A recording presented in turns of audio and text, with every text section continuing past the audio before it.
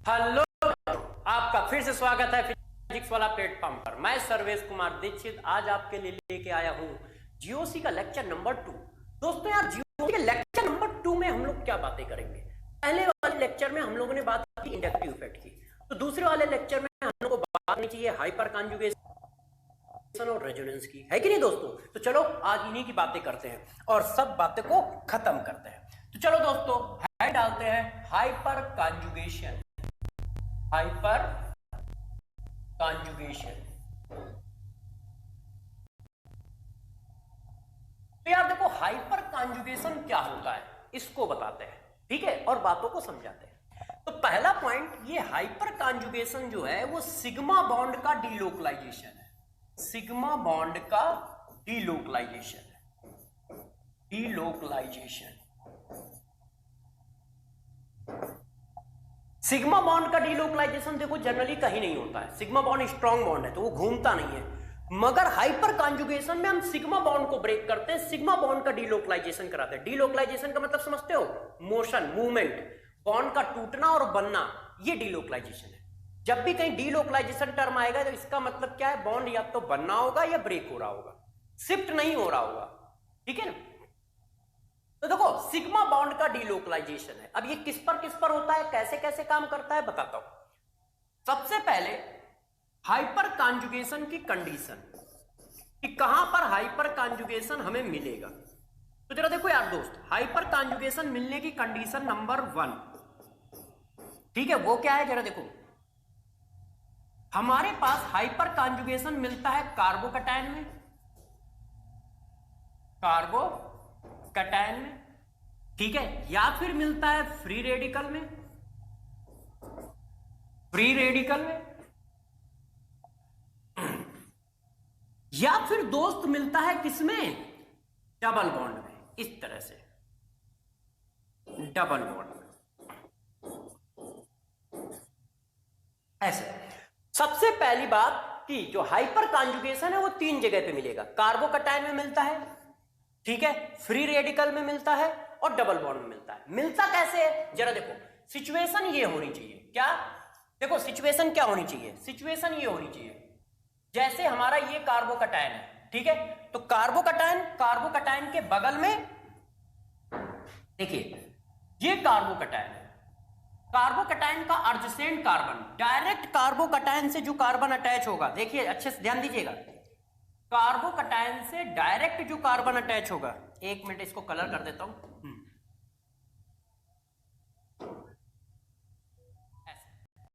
अब बात को समझिए। कार्बोकैटायन से डायरेक्ट अटैच कार्बन जो होता है मेरे दोस्त, उसको बोला जाता है, कार्बोकैटायन से डायरेक्ट अटैच कार्बन जो होता है मेरे दोस्त, उसको बोला जाता है अल्फा कार्बन, ठीक है। कार्बोकैटायन से डायरेक्ट कार्बन जो अटैच होता है उसको बोलते हैं अल्फा कार्बन। जहां पर प्लस है उसका पड़ोस, मतलब अपना अड़ोसी पड़ोसी, है ना। अल्फा कार्बन कौन है? अड़ोसी पड़ोसी, जस्ट बगल वाला। अल्फा कार्बन कौन होता है? अड़ोसी पड़ोसी। यदि मान लो किसी को समझना है सर यार अल्फा कार्बन नहीं समझ में आया, तो बस तुम इतना ध्यान रखो, पड़ोसी अल्फा कार्बन होता है। तो कार्बोकैटायन का पड़ोसी ये, तो ये अल्फा कार्बन है, ठीक। और अल्फा कार्बन से जो हाइड्रोजन अटैच होता है उसको बोलते हैं अल्फा हाइड्रोजन। अल्फा कार्बन से जो हाइड्रोजन अटैच होता है दोस्त, उसको क्या बोलते हैं? Alpha hydrogen. तो कार्बोकैटायन का पड़ोसी ये। इसी तरह से जरा इसको देखो, यदि कहीं पे फ्री रेडिकल है तो फ्री रेडिकल का पड़ोसी देखो जरा, ये देखो, ये फ्री रेडिकल है। अब इसका पड़ोसी बेटा ये अल्फा बोला जाएगा, ये अल्फा कार्बन, और अल्फा कार्बन से जो हाइड्रोजन अटैच होगा वो क्या होगा? अल्फा हाइड्रोजन, ऐसे। तो सबसे पहले जरा देख लो, कार्बोकैटायन का अड़ोसी पड़ोसी अल्फा कार्बन, फ्री रेडिकल का अड़ोसी पड़ोसी अल्फा कार्बन। अब जरा एक और अल्फा कार्बन की बात समझो, ये हमारा डबल बॉन्ड है, ऐसे। अब डबल बॉन्ड का अड़ोसी पड़ोसी कौन होगा? अल्फा कार्बन होगा। ये पूरा डबल बॉन्ड है, ये देखो। तो ये क्या हुआ? सॉरी, ये क्या हुआ? अल्फा कार्बन हो गया मेरे दोस्त, और ये क्या हुआ? अल्फा कार्बन हो गया मेरे दोस्त। तो डबल बॉन्ड का भी अड़ोसी पड़ोसी अल्फा कार्बन, कार्बोकैटायन का पड़ोस अल्फा कार्बन, फ्री रेडिकल का पड़ोस अल्फा कार्बन। तो अल्फा कार्बन क्या होता है? कार्बोकैटायन का adjacent carbon alpha carbon, free radical का अर्धसेंट कार्बन अल्फा कार्बन और डबल बॉन्ड का अर्धसेंट कार्बन अल्फा कार्बन। और अल्फा कार्बन से जो हाइड्रोजन मेरे दोस्त अटैच होता है उसको बोलते हैं अल्फा हाइड्रोजन। उसको क्या बोलते हैं? Alpha hydrogen. इतनी बात समझ पाए? अल्फा कार्बन किसको कहते हैं, अल्फा हाइड्रोजन किसको कहते हैं? ये बात सही है, ये बात सही है, इसमें कोई कंफ्यूजन तो नहीं है, पकड़ लोगे चीजें। तो जरा देखो, अब हाइपर कॉन्जुगेशन धीरे धीरे सिखाता हूं, जरा समझिएगा। सबसे पहली कंडीशन हुई कि कहां कहां मिलेगा।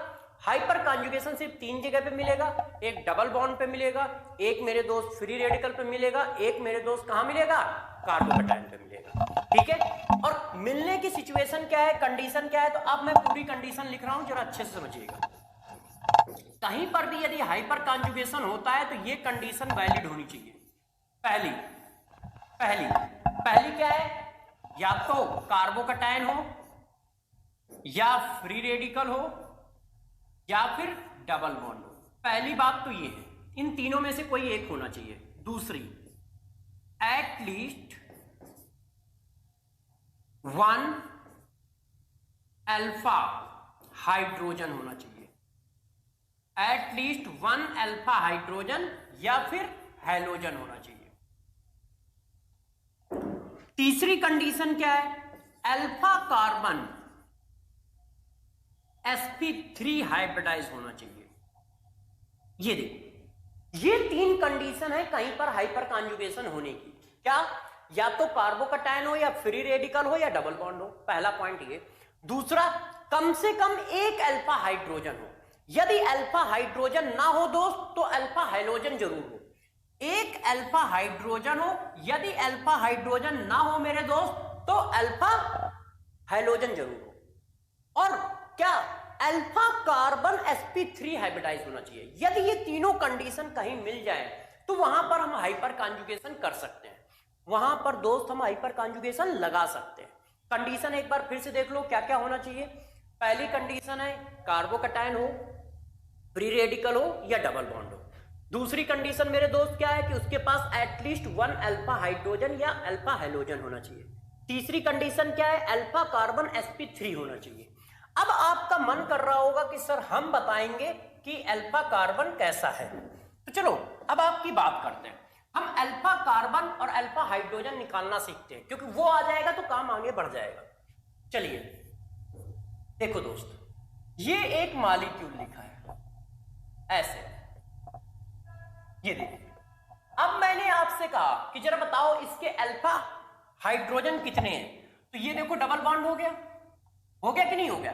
अब डबल बॉन्ड का पड़ोस ये, इसके पास ये हमारा क्या है, सॉरी यार, ये हमारा बच्चों क्या है? Alpha carbon. अब अल्फा कार्बन के पास अल्फा हाइड्रोजन कितने हैं? 3 अल्फा हाइड्रोजन है। ये क्या है? पड़ोस वाला carbon alpha carbon. Alpha carbon के पास हाइड्रोजन कितने हैं? 3 अल्फा हाइड्रोजन है। तो टोटल अल्फा हाइड्रोजन कितने हो गए? 6 अल्फा हाइड्रोजन। बात सही है कि नहीं? पकड़ पाए कैसे किया हमने? आपने कहा नहीं सर एक क्वेश्चन और बता दो, तो मैंने कहा यार ठीक है, बच्चे कह रहे हैं तो हम लोग और कर देते हैं। देखिए और पकड़ते हैं, देखो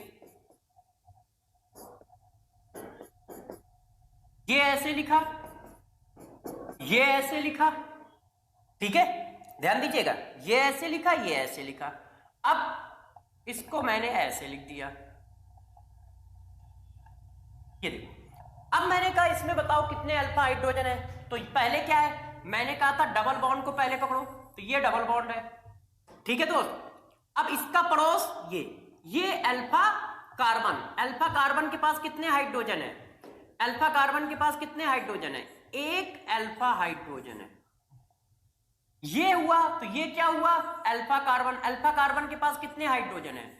2 अल्फा हाइड्रोजन है। तो टोटल अल्फा हाइड्रोजन कितने हो गए? तो 3 अल्फा हाइड्रोजन हो गए कि नहीं हो गए भाई? ये पूरा हमारा डबल बॉन्ड हुआ, डबल बॉन्ड का अगल बगल, तो डबल बॉन्ड का पड़ोस अल्फा कार्बन के पास कितने हाइड्रोजन? 1। डबल बॉन्ड का पड़ोस अल्फा कार्बन के पास कितने हाइड्रोजन? 2। तो टोटल कितने हो गए ये? टोटल कितने हो गए ये? अब बच्चों ने कहा नहीं सर और बताओ, तो मैंने कहा ठीक है यार, और 2-4 मॉलिक्यूल के निकाल लेते हैं। देखो ये एक कार्बोकटायन है ऐसे, मैंने कहा इसके बताओ। तो जरा देखो, कार्बोकटायन को हम क्या मानते हैं, ये कार्बोकटायन हमारा क्या हो गया, sp2 हो गया है ना, मतलब ये कंडीशन हो गई। इसका पड़ोस कौन कौन, ये। अब इसके पास कितने अल्फा हाइड्रोजन होंगे, 2 अल्फा हाइड्रोजन। क्यों, लाइन स्ट्रक्चर है, लाइन स्ट्रक्चर में 2 वैलेंसी दिख रही है, जो 2 नहीं दिख रही है। जो नहीं दिख रही है वो क्या होती है, हाइड्रोजन से पूरी होती है। यहां पर भी कितने हो गए, 2। क्यों भाई, ये प्लस है, प्लस का बगल पड़ोस अल्फा। ये कार्बोकटायन हमारा क्या, कितने हो गए, ये टोटल कितने हो गए ये। अब बच्चों ने कहा नहीं सर और बताओ। तो मैंने कहा ठीक है यार, और 2-4 मॉलिक्यूल के निकाल लेते हैं। देखो ये एक कार्बोकटायन है ऐसे, मैंने कहा इसके बताओ। तो जरा देखो, कार्बोकटायन को हम क्या मानते हैं, ये कार्बोकटायन हमारा क्या हो गया, sp2 हो गया है ना, मतलब ये कंडीशन हो गई। इसका पड़ोस कौन कौन, ये। अब इसके पास कितने अल्फा हाइड्रोजन होंगे, 2 अल्फा हाइड्रोजन। क्यों, लाइन स्ट्रक्चर में 2 वैलेंसी दिख रही है, जो 2 नहीं दिख रही है। जो नहीं दिख रही है वो क्या होती है, हाइड्रोजन से पूरी होती है। यहां पर कितने हो गए, 2। क्यों भाई, ये प्लस है, प्लस का बगल पड़ोस अल्फा, प्लस का पड़ोस अल्फा, प्लस का पड़ोस अल्फा। और यहां पर कितने होंगे, 3 अल्फा हाइड्रोजन होंगे। यहां पर दोस्त कितने होंगे, 3 अल्फा हाइड्रोजन होंगे। तो टोटल कितने हो गए, 3 अल्फा हाइड्रोजन प्लस 2 कितने हो गए, 7 अल्फा हाइड्रोजन हो गए। तो अल्फा हाइड्रोजन कैसे निकालोगे, ऐसे निकालोगे। किसी ने कहा यार इसमें अल्फा हाइड्रोजन बताओ। ये देखो अल्फा हाइड्रोजन अच्छे से पकड़िए, ये देखो। अब हमें करना क्या है, इसको पकड़ लिया, जहां पे प्लस लगाया, फ्री रेडिकल लगाया, डबल बॉन्ड, उसका अड़ोस पड़ोस अल्फा है। तो देखो ये फ्री रेडिकल का अड़ोस पड़ोस अल्फा, तो ये कितने हो गए, 3 अल्फा हाइड्रोजन हो गए। इसका अर्धसेंड क्या है, ये। इसके पास भी कितने हो गए, 3 अल्फा हाइड्रोजन हो गए। इसका अर्धसेंड कौन है, ये। इसके पास भी बेटा कितने हो गए, 3 अल्फा हाइड्रोजन हो गए। तो सम कितना हुआ, 9 अल्फा हाइड्रोजन। कितना हो गया सम, 9 अल्फा हाइड्रोजन हो गए। चेक करो, तो जहां पे प्लस लगा है, जहां पे फ्री रेडिकल है, जहां पे डबल बॉन्ड है, उसका पड़ोस अल्फा कार्बन, और अल्फा कार्बन का हाइड्रोजन अल्फा हाइड्रोजन है। ठीक है, इस बात को अच्छे से समझ रहे हैं आप लोग। अब इन बातों को और आगे बढ़ाया जाए। चलिए, यदि आप अल्फा हाइड्रोजन निकालना सीख जाते हो तो फिर हम आगे की बात करते हैं। अब हम चेक करते हैं कि हाइपर कॉन्जुगेशन आता कैसे है। तो जरा देखो हाइपर कॉन्जुगेशन क्या होता है। ये देखो बच्चों, मैंने एक मॉलिक्यूल लिख लिया ऐसा, इस तरह से। ठीक है, गौर से समझिएगा, ये एक मॉलिक्यूल लिख लिया ऐसे। अब आप चेक करो, ये हमारा क्या है, ये हमारा डबल बॉन्ड है। ये देखो डबल बॉन्ड है। अब डबल बॉन्ड के बगल में क्या है, अल्फा कार्बन, ये अल्फा कार्बन है। और ये क्या है, अल्फा कार्बन कैसा है, sp3 भी है। तीनों कंडीशन होनी चाहिए ना, डबल बॉन्ड होना चाहिए है, अल्फा कार्बन होना चाहिए है, अल्फा कार्बन sp3 होना चाहिए है, अल्फा हाइड्रोजन होना चाहिए है। अब देखो ये किस तरह से काम करता है दोस्तों, ये इस तरह से काम करता है, देखिएगा गौर से।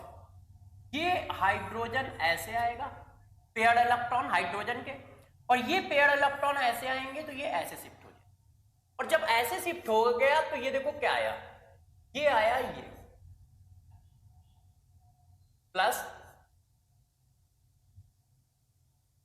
गौर से देखिए, यहां पे डबल बॉन्ड आ गया, यहां पे माइनस आ गया, और ये ऐसे ऐसा हो गया। क्या हुआ है, सिग्मा बॉन्ड जो था वो शिफ्ट हुआ है।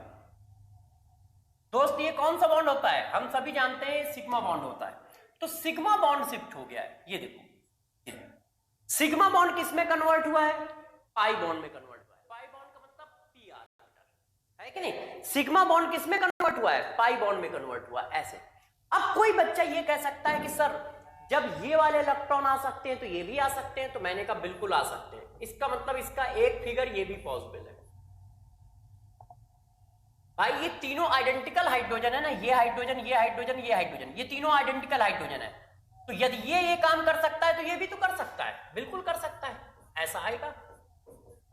ठीक है ना, इस तरह से। ये देखो बच्चों, ये आ गया हमारा। अब जब ये कर सकता है तो इसको बुरा नहीं लगेगा, तो वो कहेगा यार हम भी तो कर सकते हैं। तो मैंने कहा बिल्कुल दोस्त, तुम भी कर सकते हो। तो यार ये आ गया इस तरह से, ये देखो। तो क्या हो गया ये, तो जितने भी अल्फा हाइड्रोजन थे वो इस तरह का काम कर सकते हैं, और ये हाइपर कॉन्जुगेशन है। इस काम को हाइपर कॉन्जुगेशन बोला जाता है। ये सिग्मा पाई हाइपर कॉन्जुगेशन है। सिग्मा बॉन्ड पाई बॉन्ड में कन्वर्ट हो रहा है, पाई बॉन्ड सिग्मा बॉन्ड में, सिग्मा इलेक्ट्रॉन में कन्वर्ट हो रहा है। ये देखो लोन पेयर में कन्वर्ट हो रहा है, इस तरह से चल रहा है। तो ये क्या है, ये हाइपर कॉन्जुगेशन, इस तरह से काम करता है हाइपर कॉन्जुगेशन। इसी तरह से चाहें तो आप प्लस में भी करा सकते हो। देखो ये मैंने लिखा, क्या ध्यान दीजिएगा, ये मैंने लिखा कार्बोकैटायन, ये देखो ये कार्बोकैटायन। अब कार्बोकैटायन में ये बात कैसे चलेगी, देखो ये इलेक्ट्रॉन ऐसे आए, है कि नहीं, तो ये जब इलेक्ट्रॉन ऐसे आएंगे तो ये ऐसा हो जाएगा,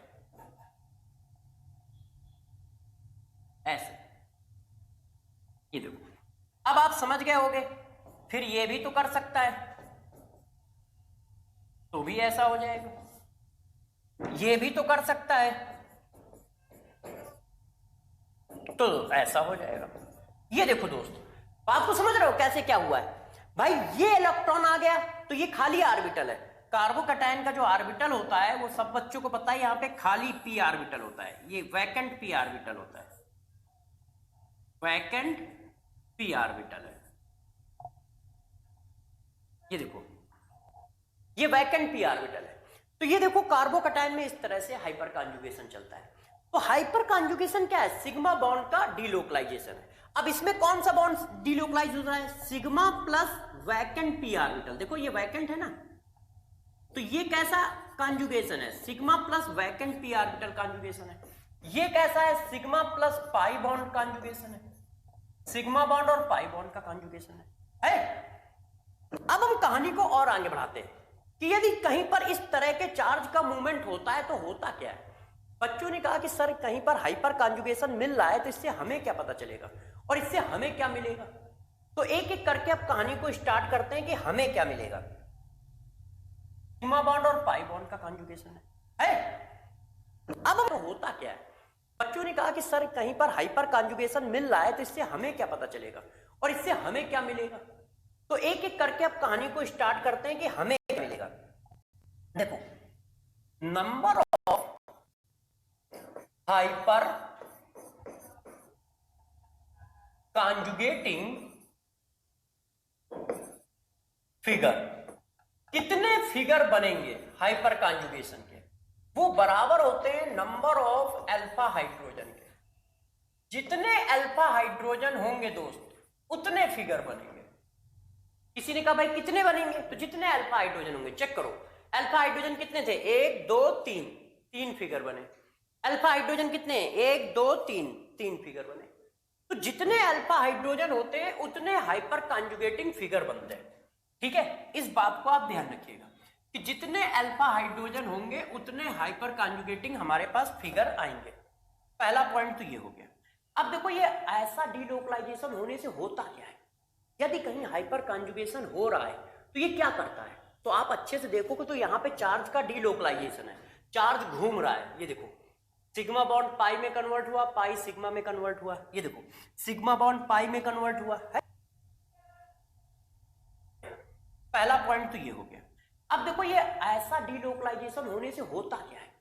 यदि कहीं हाइपर कॉन्जुगेशन हो रहा है तो ये क्या करता है, तो आप अच्छे से देखोगे तो यहाँ पे चार्ज का डीलोकलाइजेशन है, चार्ज घूम रहा है। ये देखो सिग्मा बॉन्ड पाई में कन्वर्ट हुआ, पाई सिग्मा में कन्वर्ट हुआ। ये देखो सिग्मा बॉन्ड पाई में कन्वर्ट हुआ है, तो चार्ज का डीलोकलाइजेशन हो रहा है। और जब भी कहीं चार्ज का डीलोकलाइजेशन होता है तो चार्ज क्या करता है, अपना इफेक्ट छोड़ता है, अपना इफेक्ट छोड़ता है। किस तरह का इफेक्ट छोड़ता है अब हम वो डिस्कस करते हैं कि वो क्या करता है, स्टेबिलिटी पे भी इफेक्ट डालता है, एसिडिक स्ट्रेंथ पे भी इफेक्ट डालता है, बेसिक स्ट्रेंथ पे भी इफेक्ट डालता है, सभी बातों पे वो इफेक्ट डालता है। तो अब हम इन बातों को डिस्कस करते हैं, तो एक एक करके हम इन सभी बातों को डिस्कस करेंगे, ठीक है। तो जरा अच्छे से कॉन्सेप्ट देख लेते हैं और फिर डिस्कस करते हैं। देखो, stability of carbocation, stability of carbocation directly proportional होती है नंबर ऑफ अल्फा हाइड्रोजन के। जितने ज्यादा दोस्त अल्फा हाइड्रोजन होंगे कार्बोकैटायन की उतनी ही ज्यादा स्टेबिलिटी होगी। हम रूल साले लिख देते हैं। स्टेबिलिटी ऑफ फ्री रेडिकल, यदि कहीं पर फ्री रेडिकल है तो जितने ज्यादा अल्फा हाइड्रोजन होंगे उतनी ज्यादा स्टेबिलिटी होगी किसकी, फ्री रेडिकल की। अब और देखिए, stability of alkene, stability of alkene directly proportional number of alpha hydrogen. जितने ज्यादा अल्फा हाइड्रोजन होंगे उतनी ज्यादा स्टेबिलिटी होगी किसकी, एल्कीन की। ये 3 पॉइंट हमें बहुत अच्छे से याद रखने हैं। ये देखो, जितने ज्यादा हमारे पास अल्फा हाइड्रोजन है उतनी ज्यादा स्टेबिलिटी है। ये देखो, ध्यान दो बच्चों, जितने ज्यादा अल्फा हाइड्रोजन होंगे कार्बोकैटायन की स्टेबिलिटी उतनी ज्यादा होगी। जितने ज्यादा अल्फा हाइड्रोजन होंगे उतनी ज्यादा फ्री रेडिकल की स्टेबिलिटी होगी। जितने ज्यादा अल्फा हाइड्रोजन होंगे उतनी ज्यादा क्या होगा, एल्कीन की स्टेबिलिटी होगी। ये बात क्लियर है। अब हम एप्लीकेशन पे आ रहे हैं। अब हम एप्लीकेशन पे आ रहे हैं दोस्तों कि हाइपर कॉन्जुगेशन करता क्या है, काम क्या करेगा, किस तरह से चीजों को मोल्ड करेगा। ठीक है, इतनी बात क्लियर है। कहानी को आगे बढ़ाएं, चलो बढ़ाते हैं कहानी को आगे। देखिए अब हम लोग कैसे करेंगे देखते। अब इनके एप्लीकेशन पर फोकस रखिएगा। एप्लीकेशन किस किस तरह से होंगे, ध्यान दीजिए। एप्लीकेशन किसके एप्लीकेशन क्या है और कैसे काम करते हैं, ठीक है। तो एप्लीकेशन में सबसे पहले कर देते हैं स्टेबिलिटी ऑफ कार्बोकैटायन। कार्बोकैटायन की स्टेबिलिटी पर फोकस कर लेते हैं, ठीक है। जैसे ये देखो यार, सबसे पहला हमारा ये काम, ये देखो मिथाइल कार्बोकैटायन है, ये प्राइमरी कार्बोकैटायन है दोस्त, है कि नहीं। और ये क्या है, ये मेरे दोस्त सेकेंडरी कार्बोकैटायन है। बच्चों ने कहा सर सेकेंडरी लिख दिया है तो टर्सरी भी लिख दो ना सर, तो मैंने कहा ये टर्सरी कार्बोकैटायन है। ये देखो, ये कैसा है, टर्सरी कार्बोकैटायन है। देखो जरा टर्सरी कार्बोकैटायन कैसे लिखना है, ये प्लस, ये एक CH3, एक CH3 ये आ गया और एक CH3 ये आ गया। अब इनकी स्टेबिलिटी लगानी है, तो जरा बताओ, ये तो हमारा हो गया क्या, जहां पे हमें जिसके अगल बगल ये चेक करना है कि अल्फा कार्बन कितने हैं। ये देखो ऐसे। अब बताइए जल्दी से अल्फा हाइड्रोजन काउंट करिए कि किसमें किसमें कितने कितने अल्फा हाइड्रोजन है। इसके पास अल्फा हाइड्रोजन 0, इसके पास, इसके बगल वाला कार्बन अल्फा, अल्फा के पास कितने हाइड्रोजन है, अल्फा हाइड्रोजन 3। इसके पास चेक करो बगल, भाई इसका पड़ोसी ये, इसके पास 3, इसका पड़ोसी ये, इसके पास 3, तो टोटल कितने हो जाएंगे 6। यहां पर चेक करो, इसका पड़ोसी ये 3, इसका पड़ोसी ये 3, इसका पड़ोसी ये 3, एडजेसेंट है ना 9। तो जितने ज्यादा अल्फा हाइड्रोजन उतनी ज्यादा स्टेबिलिटी। ये देखो, अब यार इसकी स्टेबिलिटी आई इफेक्ट से भी हम लोगों ने यही निकाली थी और हाइपर कॉन्जुगेशन से भी यही निकालना है। तो एक नोट डाल देता हूं यहां, हाइपर कॉन्जुगेशन जो होता है, एच इफेक्ट जो होता है, एच इफेक्ट डोमिनेटिंग इफेक्ट होता है किस पर, आई इफेक्ट पे। आई इफेक्ट वीक इफेक्ट माना जाता है और एच इफेक्ट हमारा स्ट्रॉन्ग इफेक्ट माना जाता है। तो देखो स्टेबिलिटी ये निकल के आई, ठीक है, और इस बात को भी ध्यान रखिए। अब आपने कहा कि सर कुछ ऐसा बताओ। एक क्वेश्चन हम लोगों ने और डिस्कस किया, क्या क्वेश्चन है जरा देखो। एक कार्बोकैटायन ये बनाया, एक कार्बोकैटायन बच्चों हम लोगों ने ये बना लिया, एक कार्बोकैटायन हम लोगों ने ये बना लिया। ये देखो, अब अब हमसे पूछा जा रहा है कि इनकी स्टेबिलिटी अरेंज करो। तो दोस्त इनकी स्टेबिलिटी कैसे अरेंज करोगे? ए ये है, बी ये है, सी ये है। तो अब स्टेबिलिटी कैसे निकालोगे? अल्फा हाइड्रोजन से। तो जरा इनके अल्फा हाइड्रोजन काउंट करो। ठीक है, तो अल्फा हाइड्रोजन कैसे काउंट करते हैं? ये हो गया, ये हो गया और ये हो गया। अब आप निकालो अल्फा कार्बन। अल्फा कार्बन कौन होंगे? एक ये होगा, एक ये होगा, बगल वाला होता है ना। तो यहां पे अल्फा हुआ, यहां पे। अब कितने अल्फा हाइड्रोजन है जरा बताना? यहां पे 2, यहां पे 1। जितनी लाइनें खिंची हैं वो बैलेंसी हैं, जो लाइनें नहीं खिंची हैं वो सब हाइड्रोजन है। मतलब जैसे कार्बन की बैलेंसी कितनी होती है? 4। तो 2 लाइनें खिंची हैं इस पॉइंट पे, तो कार्बन की 2 बैलेंसी दिख रही है, 2 नहीं दिख रही है। जो नहीं दिख रही है वो हाइड्रोजन है। तो यहाँ पे 2 अल्फा हाइड्रोजन हो गए और 2 अल्फा हाइड्रोजन वहां हो गए। तो 2 यहां हो गए और 1 अल्फा हाइड्रोजन यहां हुआ। तो टोटल कितने हो गए? 3। यहां पे चेक करो, 1 यहां पे हुआ क्योंकि इसका बगल ये है बस, और कोई है ही नहीं। तो यहां पे अल्फा हाइड्रोजन कितने हैं? 1। यहां पे 2, यहां पे 2 और यहां पे 3 अल्फा हाइड्रोजन। समझ के कैसे? 2 बैलेंसी दिख रही हैं तो 2 नहीं दिख रही है तो अल्फा हाइड्रोजन 2। 2 बैलेंसी दिख रही हैं, 2 नहीं दिख रही है तो अल्फा हाइड्रोजन 2। इस पॉइंट पे तो एक ही बैलेंसी दिख रही है ना, तो अल्फा हाइड्रोजन 3। तो टोटल कितने हो गए यार जरा देखना? 7 हो गए। तो स्टेबिलिटी क्या आ गई? सबसे ज्यादा सी की, फिर बी की, फिर ए की। बात समझ पाए?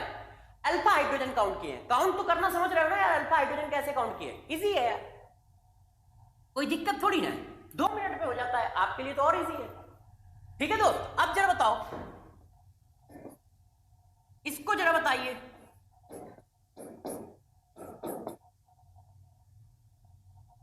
ये देखो, ये ए, ये बी। ये वाला क्वेश्चन मैं क्यों दे रहा हूं? जैसे तुम्हें एक बात क्लियर हो जाए। वो बात क्या है जरा समझिए। ए और बी में बताइए कि स्टेबिलिटी किसकी ज्यादा है, किसकी कम है? बताओ बच्चों, ये क्या हो गया? एक मिनट, इसको जरा छोटा करो।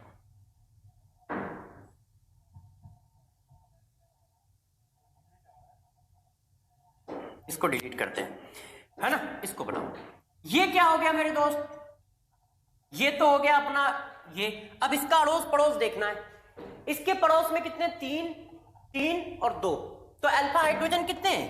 यदि हम देखें तो अल्फा हाइड्रोजन मेरे दोस्त कितने हैं जरा चेक करो। 3 यहां पे है, 3 यहां पे है और 2 यहां पे है। अल्फा कार्बन के hydrogen, alpha hydrogen, alpha carbon के hydrogen, alpha hydrogen, alpha carbon के hydrogen, alpha hydrogen, alpha carbon के हाइड्रोजन, अल्फा कार्बन। तो कितने? 3, 2, 3 कितने होते हैं यार? 8। अब यहां पे आ जाओ, देखो 3, 3, 3, तो ये कितने हो गए? 9। ये देखो, अब यदि इंडक्टिव इफेक्ट का कॉन्सेप्ट लगाएं तो ये ज्यादा स्टेबल है। क्यों? क्योंकि C2H5 का इंडक्टिव इफेक्ट ज्यादा होता है ना, है? और हाइपर कॉन्जुगेशन का कॉन्सेप्ट लगाएं तो ये ज्यादा स्टेबल है। तो हमें कौन सा लगाना चाहिए?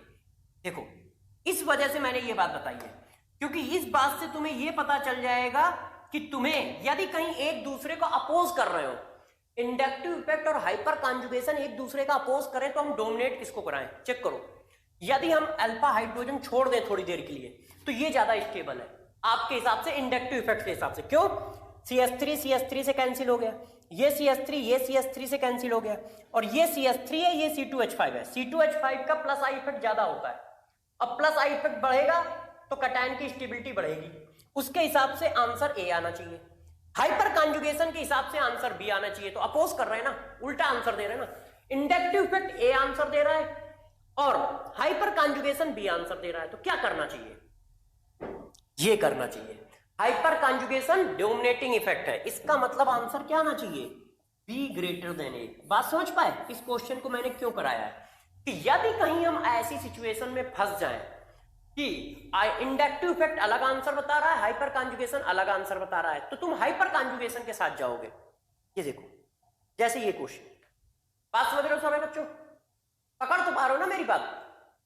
ठीक है, कर लोगे? अब आपने कहा सर कहानी को और आगे बढ़ा लो, टेंशन की बात नहीं है। तो जरा देखो यार, इसी तरह से कुछ और स्टेबिलिटी के क्वेश्चन दे देता हूं, है ना? देखो, stability of free radical.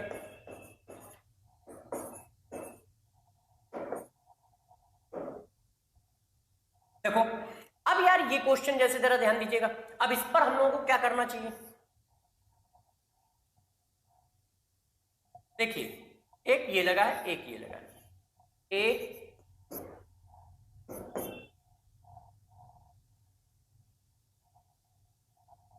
B, अब इस पर मैंने यहां लगा दिया,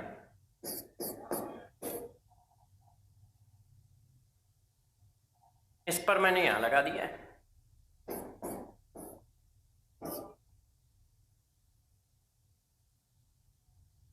इस पर मैंने यहां लगा दिया है। अब बताइए कि आंसर क्या आएगा। अब हमें क्या करना चाहिए, अल्फा हाइड्रोजन चेक करने चाहिए। चेक करो, तो पहले तो बॉक्स बना देते हैं, जैसे आपको पता चल जाए कि किसके अराउंड सारी बातें चेक करनी है। इस कार्बन के अराउंड, इस कार्बन के अराउंड, इस कार्बन के अराउंड, इस कार्बन के अराउंड। अब बताओ यार प्यारे बच्चों कि हमारे पास किसमें कितने अल्फा हाइड्रोजन है। ये फ्री रेडिकल है, ये देखो ये फ्री रेडिकल है इस जगह पे। अब बताइए कैसे किया जाए, बताओ प्यारे बच्चों। तो अल्फा हाइड्रोजन निकालोगे, गौर से देखिएगा, ये इसका पड़ोस एक अल्फा हाइड्रोजन, ये इसका पड़ोस एक अल्फा हाइड्रोजन। तीन लाइनें खींची हैं तो एक लाइन नहीं दिख रही है तो एक अल्फा हाइड्रोजन हुआ ना। तीन लाइनें खींची है, एक लाइन नहीं दिख रही है तो एक अल्फा हाइड्रोजन हुआ ना। तो यहां पे अल्फा हाइड्रोजन कितने हैं, 2।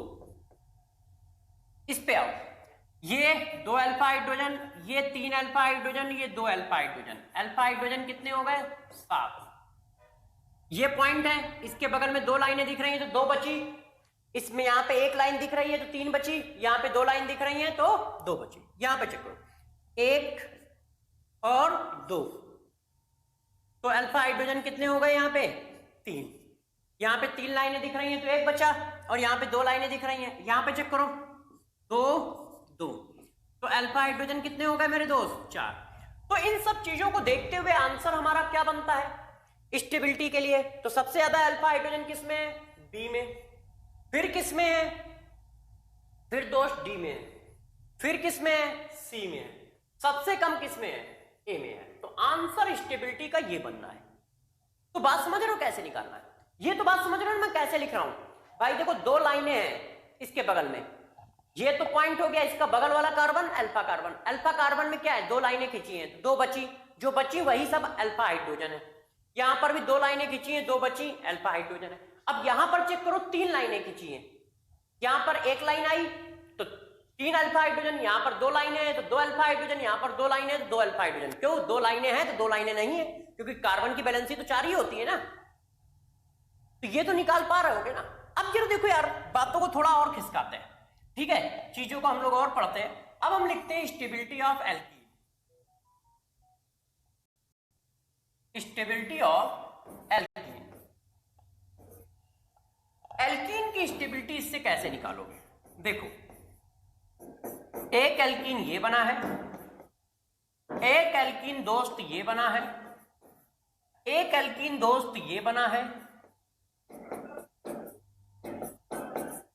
ये देखो, ठीक है। अब इसके 2 फॉर्मेट हैं, सभी बच्चे जानते हैं कि यहां पे 2 चीजें हो सकती हैं। इसको हम सिस भी लिख सकते हैं,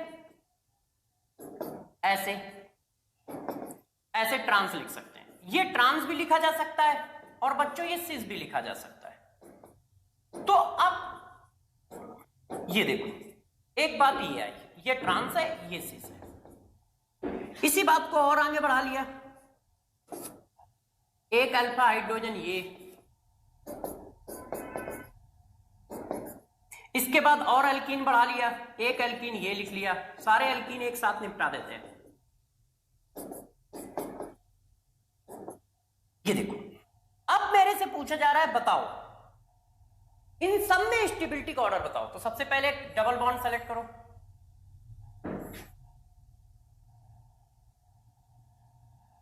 इसमें भी डबल बॉन्ड सेलेक्ट करो, double bond select, double bond select करो, क्योंकि इसी के रिस्पेक्ट में तो अल्फा हाइड्रोजन काउंट करोगे आप। अब मेरे दोस्त जरा काउंट करना शुरू करो, देखिए गौर से काउंट करिए, क्या इसके अगल बगल कुछ है, नहीं। तो अल्फा हाइड्रोजन कितने हैं, 0।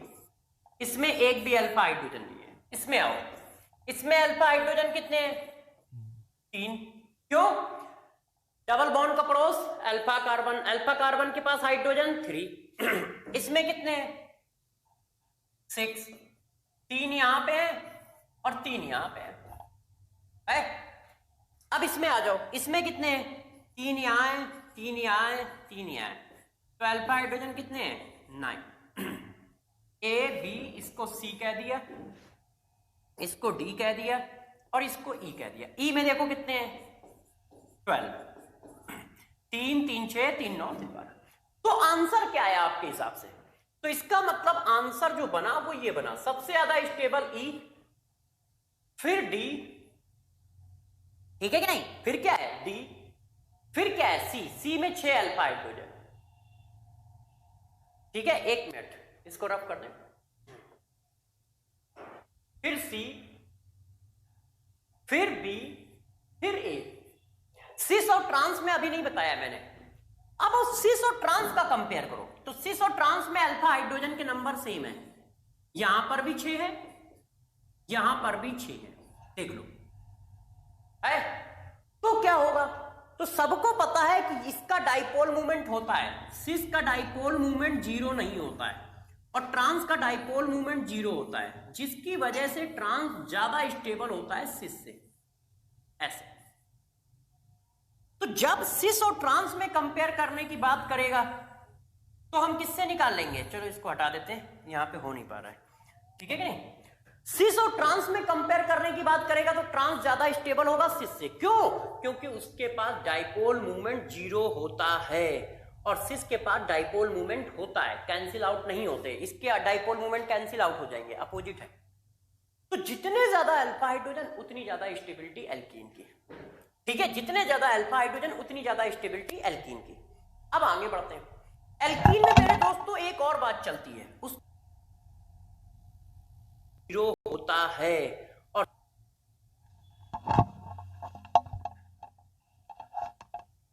सिस का डाइपोल मूवमेंट 0 नहीं होता है और ट्रांस का डाइपोल मूवमेंट 0 होता है, जिसकी वजह से ट्रांस ज्यादा स्टेबल होता है सिस से, ऐसे। तो जब सिस और ट्रांस में कंपेयर करने की बात करेगा तो हम किससे निकाल लेंगे, चलो इसको हटा देते हैं, यहां पे हो नहीं पा रहा है, ठीक है कि नहीं। सिस और ट्रांस में कंपेयर करने की बात करेगा तो ट्रांस ज्यादा स्टेबल होगा सिस से, क्यों, क्योंकि उसके पास डाइपोल मूवमेंट 0 होता है और सिस के पास डाइपोल मूवमेंट होता है, कैंसिल आउट नहीं होते, इसके डाइपोल मूवमेंट कैंसिल आउट हो जाएंगे, अपोजिट है। तो जितने ज्यादा अल्फा हाइड्रोजन उतनी ज्यादा स्टेबिलिटी एल्कीन की, ठीक है, जितने ज्यादा अल्फा हाइड्रोजन उतनी ज्यादा स्टेबिलिटी एल्कीन की। अब आगे बढ़ते हैं। एल्कीन में मेरे दोस्तों एक और बात चलती है, उसको बोलते हैं हीट ऑफ हाइड्रोजिनेशन, एक और हेडिंग हीट ऑफ हाइड्रोजिनेशन।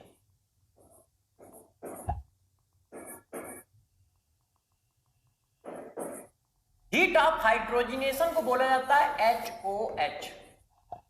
कभी कभी इसके बारे में भी पूछते हैं कि यार हीट ऑफ हाइड्रोजिनेशन बताओ। हीट ऑफ हाइड्रोजिनेशन का मतलब ये एल्कीन है, इसमें आपने हाइड्रोजन ऐड कर दिया है इस तरह से। अब इस प्रोसेस में जो भी हीट रिलीज होगी ये उसी को कहा जाता है HOH, हीट ऑफ हाइड्रोजिनेशन, और ये हमेशा रिलीज होती है एक्सोथर्मिक होता है, ऐसे। ऐसा क्यों है, क्योंकि पाई बॉन्ड ब्रेक कर रहे हो और 2 सिग्मा बॉन्ड बना रहे हो, तो हीट ऑफ हाइड्रोजिनेशन पूछते हैं। तो जब भी कहीं मेरे दोस्त हीट ऑफ हाइड्रोजिनेशन आपसे पूछी जाए तो कुछ नहीं करना है यार, सिर्फ एक बार लिख देना है नंबर ऑफ अल्फा हाइड्रोजन, उल्टा सॉरी, ये नंबर ऑफ अल्फा हाइड्रोजन। जितने ज्यादा अल्फा हाइड्रोजन होंगे हीट ऑफ हाइड्रोजिनेशन उतनी ही कम होगी। ये देखो, जैसे मैं कहता हूं कि इनकी हीट ऑफ हाइड्रोजिनेशन अरेंज करो, गौर से देखिएगा, इनकी हीट ऑफ हाइड्रोजिनेशन अरेंज करनी है, ये मॉलिक्यूल है।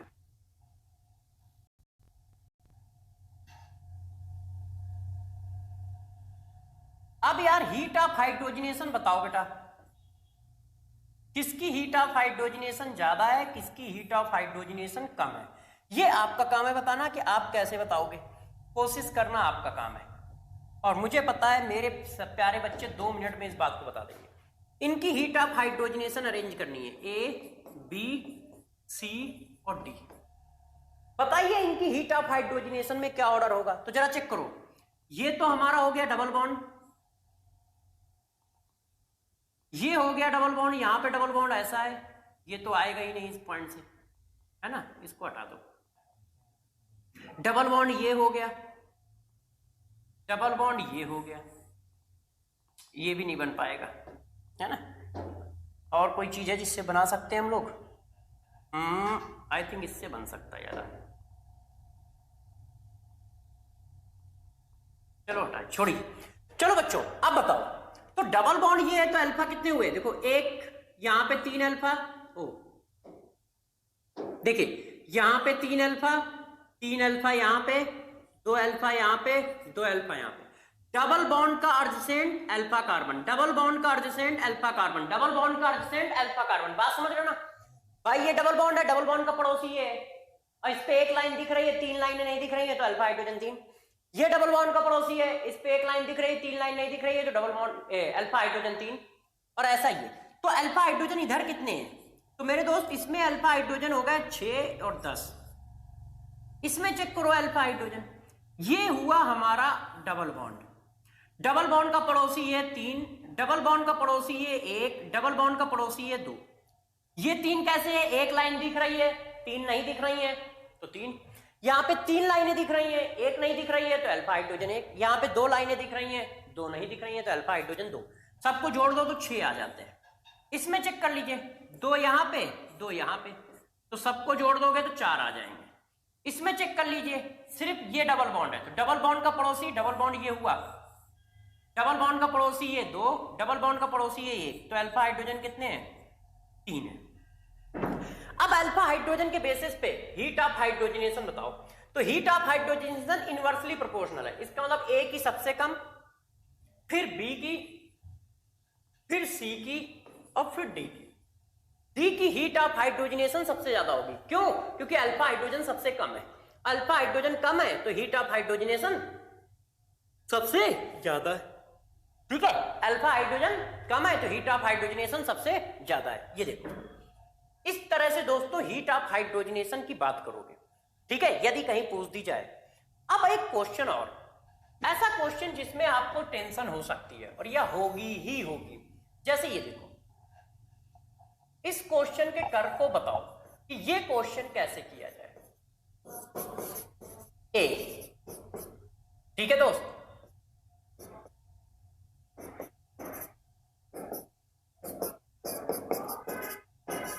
बी।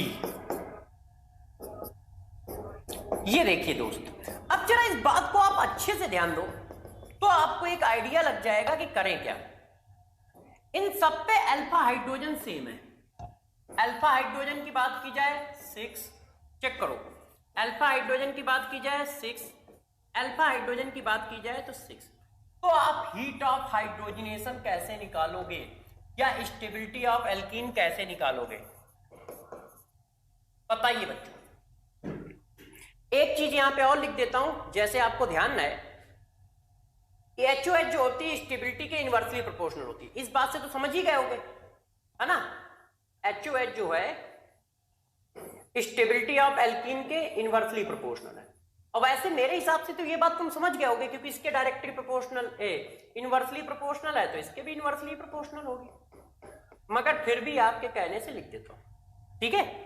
अब बताओ कैसे करें इस क्वेश्चन को।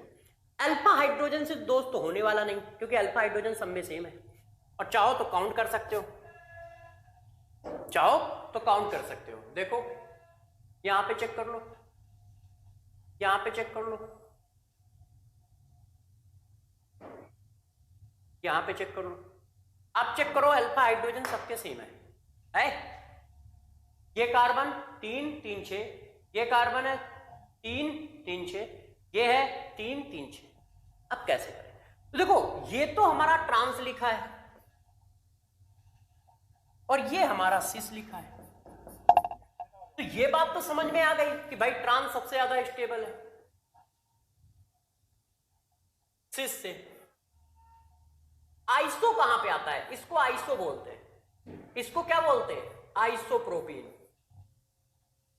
तो आइसो कहां पे आता है? इस पे आता है।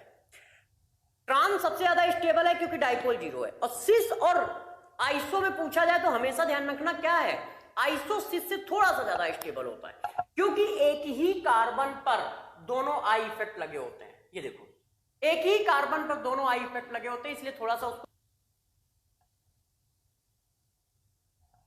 ये कार्बन है 3 3 6, ये है 3 3 6। अब कैसे करें? तो देखो, ये तो हमारा ट्रांस लिखा है और ये हमारा सिस लिखा है, तो ये बात तो समझ में आ गई कि भाई ट्रांस सबसे ज्यादा स्टेबल है सिस से। आइसो कहां पे आता है? इसको आइसो बोलते हैं। इसको क्या बोलते हैं?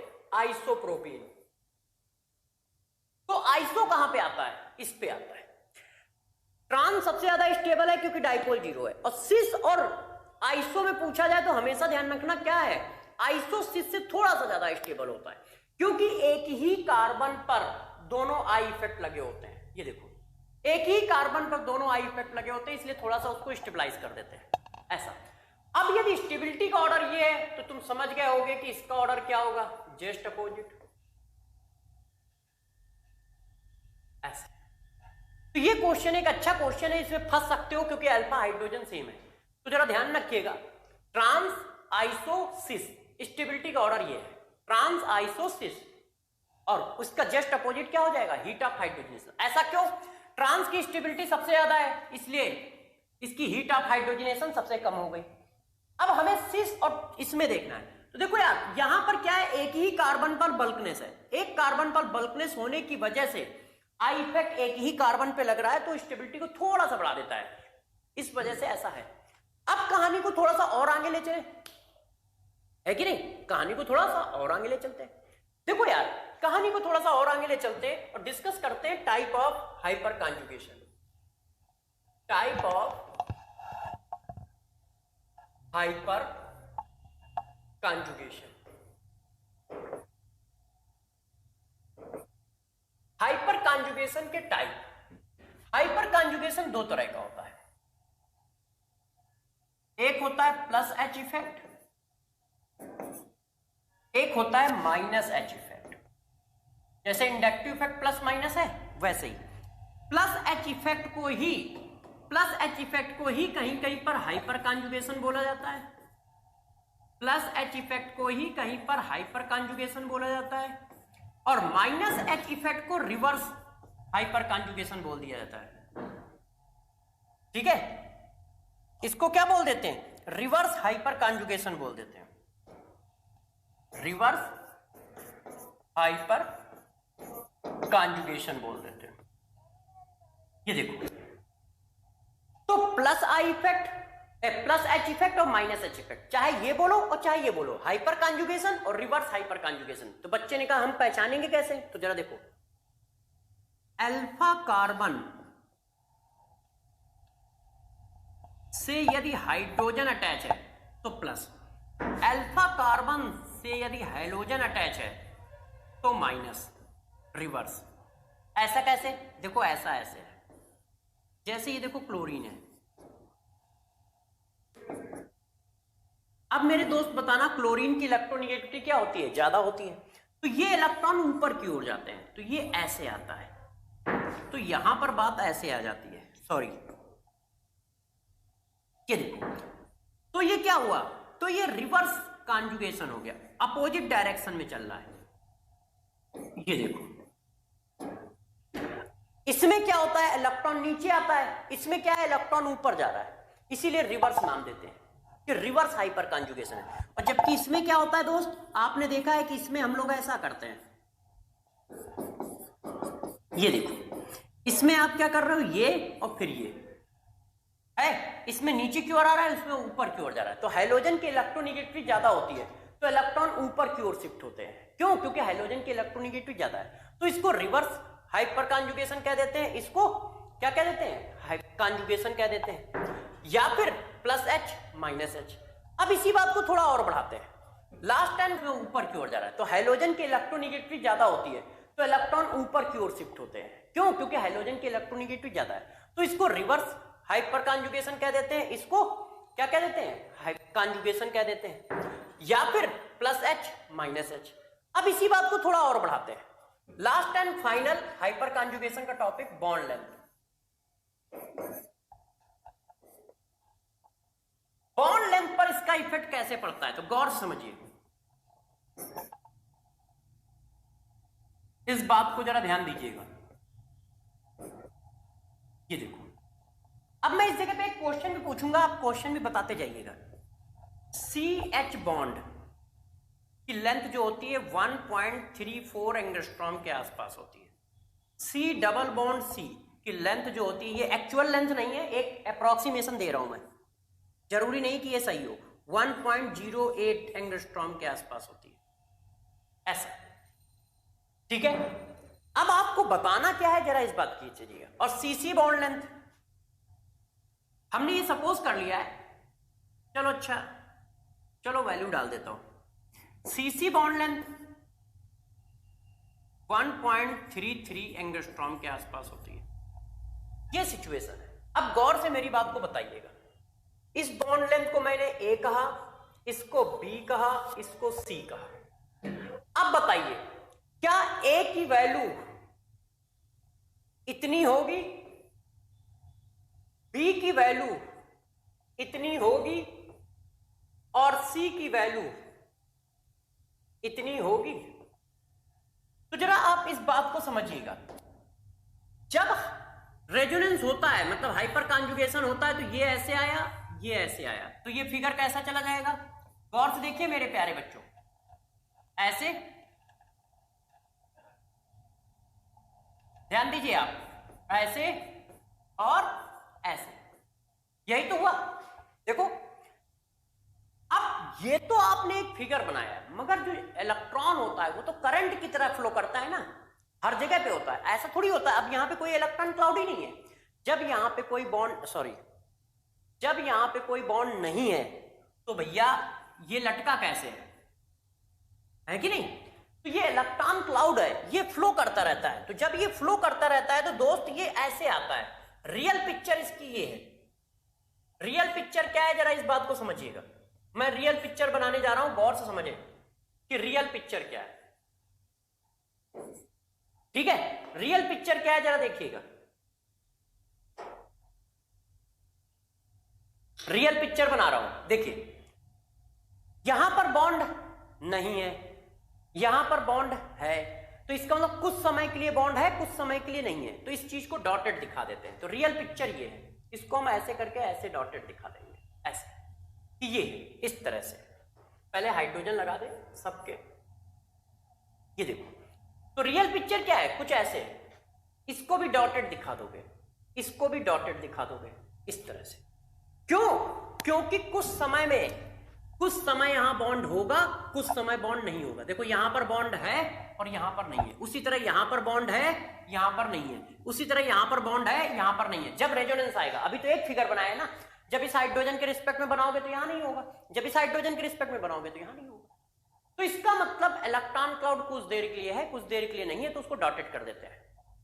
अब जरा इधर आ जाओ, सिग्मा बॉन्ड तो हमेशा है, कुछ समय के लिए देखो इसके पास पाई बॉन्ड आता है, तो वहां पर डॉटेड कर दो, ये देखो, है कि नहीं।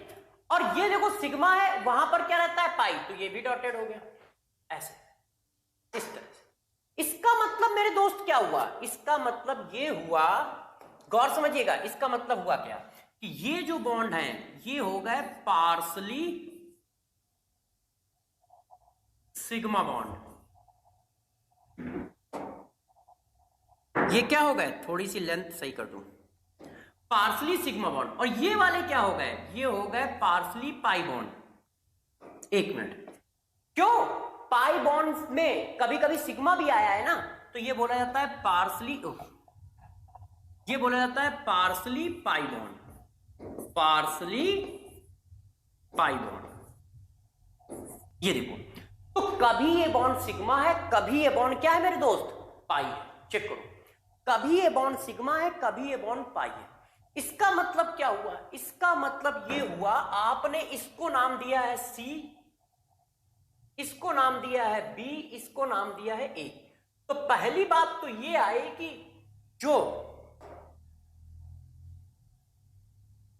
चलो मैं यहां लिख देता हूं। पहली बात तो ये आई कि ए की वैल्यू जो है वो 1.08 से ज्यादा होगी। क्यों? क्योंकि वो परफेक्ट डबल बॉन्ड है और ये परफेक्ट डबल बॉन्ड नहीं है। और बी की वैल्यू भी 0.18 से ज्यादा होगी। क्यों? क्योंकि वो परफेक्ट डबल बॉन्ड, सॉरी बेटा, वो परफेक्ट डबल बॉन्ड है, ये परफेक्ट डबल बॉन्ड नहीं है। और साथ में एक बात और आ रही है कि ए और बी आपस में बराबर हैं। ये भी पार्शियली डबल बॉन्ड, ये भी पार्शियली डबल बॉन्ड। और जो सी बॉन्ड है, सी, वो परफेक्ट नहीं है। क्यों? वो कभी कभी 0 है और कभी कभी 1 है। तो इसका मतलब इसकी भी जो वैल्यू होगी 1.34 से ज्यादा होगी। चौथी बात ये निकल के आई, जो बी है वो कार्बन कार्बन सिंगल बॉन्ड से बड़ा होगा, सॉरी छोटा होगा। क्यों? क्योंकि वो सिंगल बॉन्ड नहीं है, पार्शियली डबल बॉन्ड है, पार्शियली डबल बॉन्ड है। ये देखो,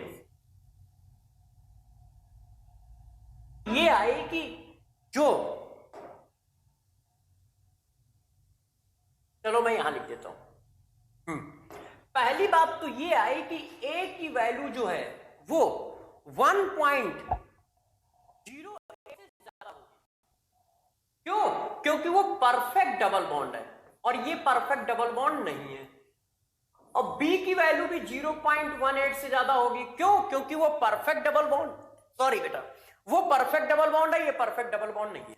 और साथ में एक बात और आ रही है कि ए और बी आपस में बराबर हैं। ये भी पार्शियली डबल बॉन्ड, ये भी पार्शियली डबल बॉन्ड। और जो सी बॉन्ड है, सी, वो परफेक्ट सिग्मा बॉन्ड नहीं है। क्यों? वो कभी कभी 0 है और कभी कभी 1 है। तो इसका मतलब इसकी भी जो वैल्यू होगी 1.34 से ज्यादा होगी। चौथी बात ये निकल के आई, जो बी है वो कार्बन कार्बन सिंगल बॉन्ड से बड़ा होगा, सॉरी छोटा होगा। क्यों? क्योंकि वो सिंगल बॉन्ड नहीं है, पार्शियली डबल बॉन्ड है, पार्शियली डबल बॉन्ड है। ये देखो, इतनी बातें निकल के आई है। तो बॉन्ड लेंथ पर भी कभी कभी क्वेश्चन आता है, तो इस बात को जरा ध्यान रखिएगा। क्या है कि कभी कभी बॉन्ड 0 है, यहां पर बॉन्ड 0 है और यहां पर बॉन्ड 1 है, तो इसलिए डॉटेड बनाया ऐसा। तो इसका मतलब हाइपर कॉन्जुगेशन जो होता है वो बॉन्ड लेंथ पर भी इफेक्ट डालता है, बॉन्ड लेंथ को भी चेंज करता है। तो इसलिए जरा बॉन्ड लेंथ का भी फोकस रखिएगा कि बॉन्ड लेंथ किस तरह से चेंज हो रही है, किस तरह से नहीं हो रही है।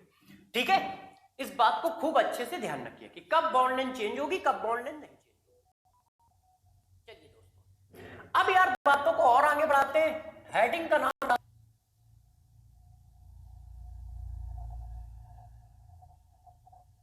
कभी कभी बॉन्ड 0 है, यहां पर बॉन्ड 0 है और यहां पर बॉन्ड 1 है, तो इसलिए डॉटेड बनाया ऐसा। तो इसका मतलब हाइपर कॉन्जुगेशन जो होता है वो बॉन्ड लेंथ पर भी इफेक्ट डालता है, बॉन्ड लेंथ को भी चेंज करता है। तो इसलिए जरा बॉन्ड लेंथ का भी फोकस रखिएगा।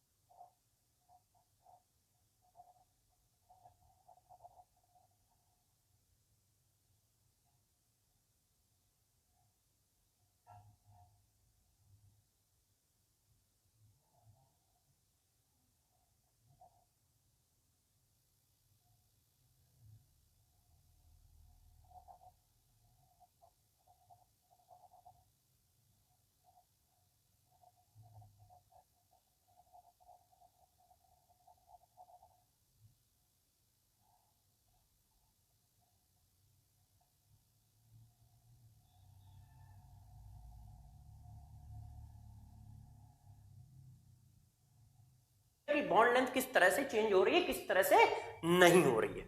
ठीक है, इस बात को खूब अच्छे से ध्यान रखिए कि कब बॉन्ड लेंथ चेंज होगी, कब बॉन्ड लेंथ नहीं चेंज होगी। चलिए दोस्तों, अब यार बातों को और आगे बढ़ाते हैं। हेडिंग का नाम डालते हैं रेजोनेंस।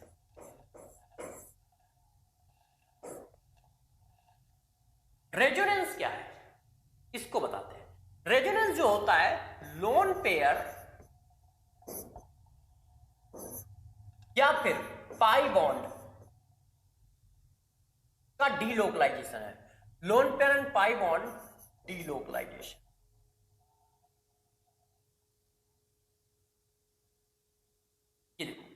लोन पेयर और पाई बॉन्ड का डीलोकलाइजेशन है along conjugate system, in conjugate system. अब एक एक करके इस बात को थोड़ा सा एक्सप्लेन करता हूं, आप एक एक करके करिएगा। सबसे पहले हम पढ़ते हैं कॉन्जुगेट सिस्टम क्या होता है, ठीक है। कॉन्जुगेट सिस्टम क्या होता है, जरा इसको समझिए। देखो बच्चों, कॉन्जुगेट सिस्टम का मतलब क्या है? कॉन्जुगेट सिस्टम का मतलब है alternate single double bond arrangement. Alternate single double bond arrangement को कॉन्जुगेट सिस्टम कहते हैं। मतलब कुछ ऐसा, देखो ये पहले सिंगल आया फिर डबल आ गया, फिर सिंगल आया फिर डबल आ गया, फिर सिंगल आया फिर डबल आ गया, ऐसे। इस सिस्टम को हम कॉन्जुगेट सिस्टम कहते हैं। ये चाहे जितना बड़ा हो चाहे जितना छोटा हो, साइक्लिक है तो भी, जैसे ये देखो सिंगल आया डबल आया, सिंगल आया डबल आया, सिंगल आया, ये देखो, तो ये भी एक कॉन्जुगेट सिस्टम है। तो कॉन्जुगेट सिस्टम का मतलब होता है alternate single double single double single double, उसको हम कॉन्जुगेट सिस्टम कहते हैं, ठीक है। और एग्जांपल देखना चाहें तो जरा बताएं, क्या इसमें कॉन्जुगेट सिस्टम है? आपसे एक एग्जांपल पूछ रहा हूं, दोस्तों सही बताइएगा, क्या ये कॉन्जुगेट सिस्टम है? डबल है, सिंगल है, डबल है, हाँ। अल्टरनेट सिंगल डबल अरेंजमेंट है तो कॉन्जुगेट सिस्टम है। और आप चेक करो, अल्टरनेट सिंगल डबल अरेंजमेंट है, डबल सिंगल डबल सिंगल, तो इसका मतलब क्या है? ये एक कॉन्जुगेट सिस्टम है। अब आपका मन कर रहा है कि सर हम एक और एग्जांपल देंगे कॉन्जुगेट सिस्टम का, तो मैंने बच्चों से पूछा क्या ये कॉन्जुगेट सिस्टम है? चेक करके बताओ, क्या ये कॉन्जुगेट सिस्टम है? तो देखो, double single double single single, इसका मतलब इतना पार्ट कॉन्जुगेट सिस्टम है। देखो डबल सिंगल डबल, अब सिंगल सिंगल दो सिंगल आ गए ना, तो ये कॉन्जुगेट सिस्टम का पार्ट नहीं है, मगर ये पूरा कॉन्जुगेट सिस्टम का पार्ट है। अल्टरनेट होने चाहिए, यहां अल्टरनेट नहीं है, दो सिंगल आ गए, एक सिंगल ये एक सिंगल ये, है कि नहीं? तो इतना पार्ट कॉन्जुगेट सिस्टम का पार्ट है इसका मतलब। तो कॉन्जुगेट सिस्टम को निकालना सीख रहे हो कि कॉन्जुगेट सिस्टम कैसे निकाला जाता है। जैसे ये देखो,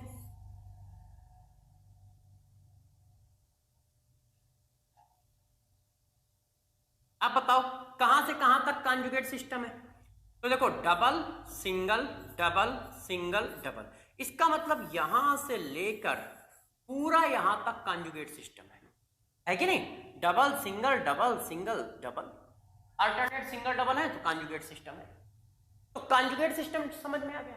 अब इसी कॉन्जुगेट सिस्टम में हमें डीलोकलाइज कराना है, किसका? चार्ज का और डबल बॉन्ड का। कैसे कराना है जरा देखो, इतनी कंडीशन है डीलोकलाइजेशन की, ये है कंडीशन ऑफ डीलोकलाइजेशन। डीलोकलाइजेशन का मतलब होता है घूमना।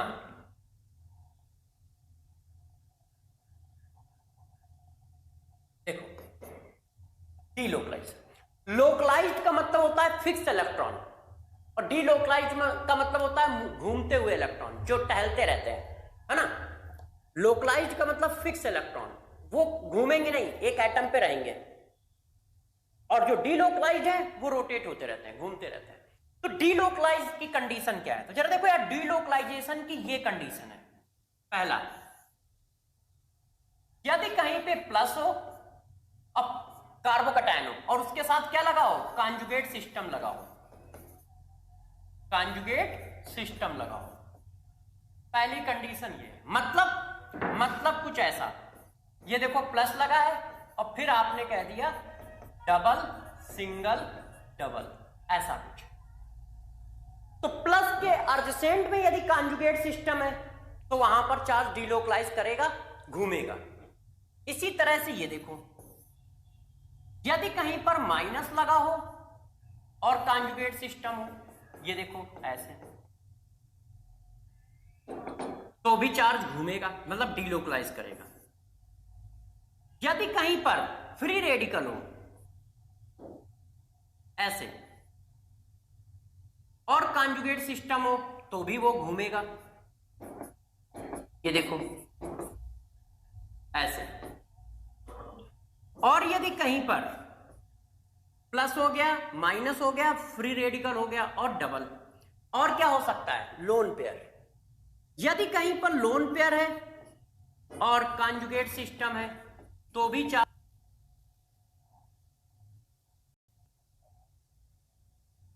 कंडीशन है। पहला, यदि कहीं पे प्लस हो अब कार्बोकैटायन हो और उसके साथ क्या लगाओ, कॉन्जुगेट सिस्टम लगाओ, कॉन्जुगेट सिस्टम लगाओ। पहली कंडीशन ये, मतलब कुछ ऐसा, ये देखो प्लस लगा है और फिर आपने कह दिया डबल सिंगल डबल, ऐसा कुछ। तो प्लस के अर्जेंट में यदि कॉन्जुगेट सिस्टम है तो वहां पर चार्ज डिलोकलाइज करेगा, घूमेगा। इसी तरह से ये देखो, यदि कहीं पर माइनस लगा हो और कॉन्जुगेट सिस्टम हो, ये देखो ऐसे, तो भी चार्ज घूमेगा, मतलब डिलोकलाइज करेगा। यदि कहीं पर फ्री रेडिकल हो ऐसे और कॉन्जुगेट सिस्टम हो तो भी वो घूमेगा, ये देखो ऐसे। और यदि कहीं पर प्लस हो गया, माइनस हो गया, फ्री रेडिकल हो गया और डबल, और क्या हो सकता है, लोन पेयर। यदि कहीं पर लोन पेयर है और कॉन्जुगेट सिस्टम है तो भी चार्ज हमारा क्या होगा, डिलोकलाइज होगा, घूमेगा। और डबल सिंगल डबल लगा हो तो भी घूमेगा, मतलब सिर्फ कॉन्जुगेट सिस्टम तो भी घूमेगा, ऐसे। तो जरा गौर समझो, कब कब चार्ज घूमता है। प्लस के साथ कॉन्जुगेट सिस्टम लगाओ तो डिलोकलाइज करेगा, ठीक है, गौर समझिए। प्लस के साथ कॉन्जुगेट सिस्टम लगाओ तो डिलोकलाइज करेगा, माइनस के साथ कॉन्जुगेट सिस्टम लगाओ तो डिलोकलाइज करेगा, फ्री इलेक्ट्रॉन के साथ कॉन्जुगेट सिस्टम लगाओ तो डिलोकलाइज करेगा, लोन पेयर के साथ कॉन्जुगेट सिस्टम लगाओ तो डिलोकलाइज करेगा, और कार्बन के साथ मतलब डबल बॉन्ड के साथ डिलोकलाइज सिस्टम लगाओ तो भी डिलोकलाइज करेगा। मतलब डिलोकलाइजेशन की ये कंडीशन है। जरा देखो, ये सॉरी मेरी बात, के साथ कॉन्जुगेट सिस्टम लगाओ तो डिलोकलाइज करेगा, लोन पेयर के साथ कॉन्जुगेट सिस्टम लगाओ तो डिलोकलाइज करेगा, और कार्बन के साथ मतलब डबल बॉन्ड के साथ डिलोकलाइज सिस्टम लगाओ तो भी डिलोकलाइज करेगा। मतलब डिलोकलाइजेशन की ये कंडीशन है। जरा देखो, ये सॉरी मेरी बात को समझिए, यदि कहीं कार्बोकैटायन के साथ कॉन्जुगेट सिस्टम लगा है तो भी डिलोकलाइज करता है, माइनस के साथ कॉन्जुगेट सिस्टम लगा है तो भी डिलोकलाइज करता है, फ्री रेडिकल के साथ कॉन्जुगेट सिस्टम लगा है तो भी डिलोकलाइज करता है, तो लोन पेयर के साथ कॉन्जुगेट सिस्टम लगा है तो भी डिलोकलाइज करता है, और डबल बॉन्ड के साथ यदि कॉन्जुगेट सिस्टम लगा है तो भी डिलोकलाइज करता है। ये देखो ऐसे। तो हम लोगों ने क्या बातें बताई, हम सिर्फ इतना बताना चाह रहे हैं कि प्लस के साथ कॉन्जुगेट सिस्टम मिल जाए तो डिलोकलाइजेशन होगा, माइनस के साथ कॉन्जुगेट सिस्टम मिल जाए तो डिलोकलाइजेशन होगा, फ्री रेडिकल के साथ कॉन्जुगेट सिस्टम मिल जाए तो डिलोकलाइजेशन होगा, लोन पेयर के साथ कॉन्जुगेट सिस्टम मिल जाए तो डिलोकलाइजेशन होगा, और डबल बॉन्ड के साथ कॉन्जुगेट सिस्टम मिल जाए तो डिलोकलाइजेशन होगा। डिलोकलाइजेशन का मतलब मूवमेंट होगा चार्ज का। अब बच्चों की बात यह आती है कि सर होगा कैसे, डायरेक्शन क्या होगी, और कब होगा कब नहीं होगा, क्या ऐसा भी कुछ है कि कब होगा कब नहीं होगा? तो हाँ बिल्कुल है। अब एक एक करके आपको कुछ कॉन्सेप्ट देता हूं जिनको आपको बहुत अच्छे से समझना है। हम पहली कंडीशन उठाते हैं, गौर से देखिएगा। पहली कंडीशन, कंडीशन नंबर 1, हम पहली कंडीशन को सॉल्व करते हैं। जब कार्बोकैटायन था और कॉन्जुगेट सिस्टम था, ये देखो ऐसा था, ये देखो बच्चों ऐसा लगा हुआ है। तो कॉन्जुगेशन किधर से किधर चलेगा, इलेक्ट्रॉन घूमेंगे तो किधर से किधर घूमेंगे। तो देखो सबसे पहले सिंपल सा ऑर्डर है, इस ऑर्डर को ध्यान रखो, जनरली यही ऑर्डर फॉर्म होता है। ऑर्डर क्या है, सबसे पहले लोन पेयर घूमते हैं, लोन पेयर या फ्री इलेक्ट्रॉन, यहां से स्टार्ट होता है। जब लोन पेयर नहीं होंगे तब पाई बॉन्ड से स्टार्ट होगा, ऐसा। तो लोन पेयर घूमेंगे और पाई बॉन्ड घूमेंगे। पहले लोन पेयर घूमते हैं, फिर पाई बॉन्ड घूमते हैं। यदि लोन पेयर नहीं है तो फिर पाई बॉन्ड घूमेगा। अब जरा बताओ, इस पूरे में कहीं लोन पेयर है? नहीं। तो फिर कहां से स्टार्ट करोगे? पाई बॉन्ड से स्टार्ट करोगे। अब पाई बॉन्ड से स्टार्ट करोगे तो डायरेक्शन क्या है? तो सिंपल सी बात है मेरे दोस्त, ये प्लस लगा है तो प्लस की ओर ही तो इलेक्ट्रॉन भागेंगे। डायरेक्शन क्या होगी? प्लस चार्ज की ओर होगी। भाई ये पाई बॉन्ड यहां पे शिफ्ट होगा तो ये ऐसे आ जाएगा, क्योंकि इलेक्ट्रॉन है ना, तो इलेक्ट्रॉन तो प्लस की ओर भागेंगे, तो ये ऐसे आ गया, ऐसा। और एक पाई बॉन्ड ब्रेक होने में एक रेजोनेटिंग स्ट्रक्चर मिलता है। नोट नंबर 2 ध्यान रखिएगा। Note number 1, pi bond break हुआ है या पाई बॉन्ड फॉर्म हुआ है। एक पाई बॉन्ड ब्रेक करना और एक पाई बॉन्ड फॉर्म करने में एक रेजोनेटिंग स्ट्रक्चर मिलता है, एक रेजोनेटिंग स्ट्रक्चर मिलता है। जगह नहीं है उधर, ध्यान रखना। एक रेजोनेटिंग स्ट्रक्चर मिलता है। जैसे तुमने एक पाई बॉन्ड फॉर्म किया, याला ब्रेक किया, याला फॉर्म किया, तो एक रेजोनेटिंग स्ट्रक्चर मिला। एक पाई बॉन्ड ब्रेक करोगे, एक पाई बॉन्ड फॉर्म करोगे तो एक रेजोनेटिंग स्ट्रक्चर मिलेगा। या फिर गौर सुनिए, लोन पेयर को कन्वर्ट करो, लोन पेयर को कन्वर्ट कर रहे हो पाई बॉन्ड में तो भी एक रेजोनेटिंग स्ट्रक्चर मिलता है। या फिर पाई बॉन्ड को कन्वर्ट कर रहे हो लोन पेयर में तो भी एक रेजोनेटिंग स्ट्रक्चर मिलता है। ये ध्यान रखना।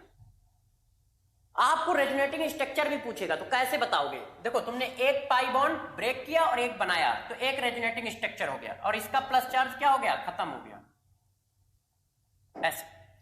अब एक बार और करा लो, डायरेक्शन एक ही रहेगी। अब इधर से इधर भी आ सकता है, इधर से इधर भी आ सकता है, तो एक ही डायरेक्शन में भगोगे। ध्यान रखिएगा, वन डायरेक्शनल होता है, इधर की ओर चलिए तो ये ऐसे आया डायरेक्शन। तो अगला रेजोनेटिंग स्ट्रक्चर क्या आया? ऐसा आ गया। ये देखो, रेजोनेटिंग स्ट्रक्चर को डबल हेडेड एरो से शो करते हैं। ये देखो डबल हेडेड एरो है। कितने रेजोनेटिंग स्ट्रक्चर आए? ये आए। डायरेक्शन क्या है मेरे दोस्त? इनकी डायरेक्शन चेक कर लो, 1 2 3। नंबर ऑफ रेजोनेटिंग स्ट्रक्चर कितने हो गए? Number of resonating structure 3। और डायरेक्शन क्या है? प्लस चार्ज की ओर।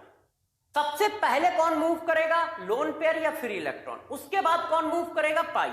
लोन पेयर नहीं है तो पाई से मूवमेंट किया मैंने, पाई घूमा, कहां पे आया? प्लस पे। क्यों? क्योंकि भाई पाई इलेक्ट्रॉन है, प्लस चार्ज की ओर ही भागेंगे।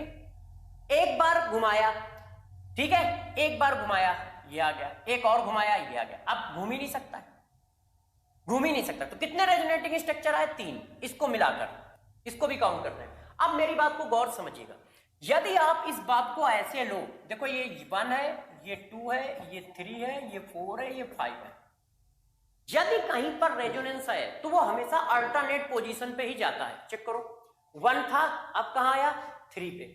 3 था, अब कहां आया? 5 पे। है? बताओ, तो वो अल्टरनेट पोजीशन पे जाता है। तो आप चाहे तो डायरेक्ट भी निकाल सकते थे। क्यों? 1 पे प्लस था, फिर 3 पे आता, 3 से 5 पे आता, तो 3 लोकेशन पे गया ना, इंक्लूडिंग दिस फिगर। इस जगह पे था, अब कहां आएगा? 3 पे आएगा, 3 से कहां जाएगा? 5 पे जाएगा। तो जितनी अल्टरनेट लोकेशन है कॉन्जुगेट सिस्टम में, कॉन्जुगेट सिस्टम में टोटल अल्टरनेट लोकेशन नहीं, जहां तक कॉन्जुगेशन पॉसिबल है, जितनी अल्टरनेट लोकेशन है उतने रेजोनेटिंग फिगर होंगे। चेक कर लो, नोट डाल रहा हूं, गौर समझिएगा। इन नॉन साइक्लिक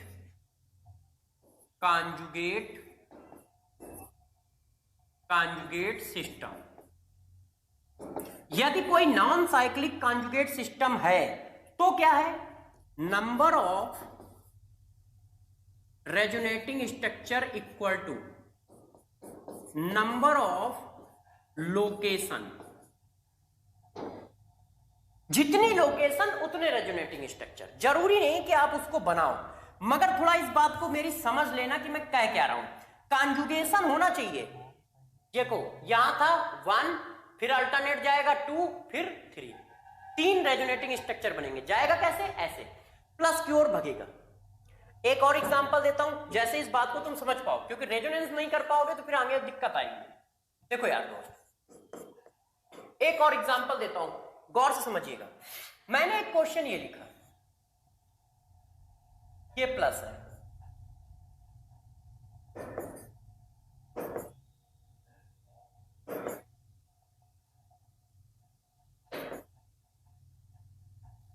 अब जरा देखो,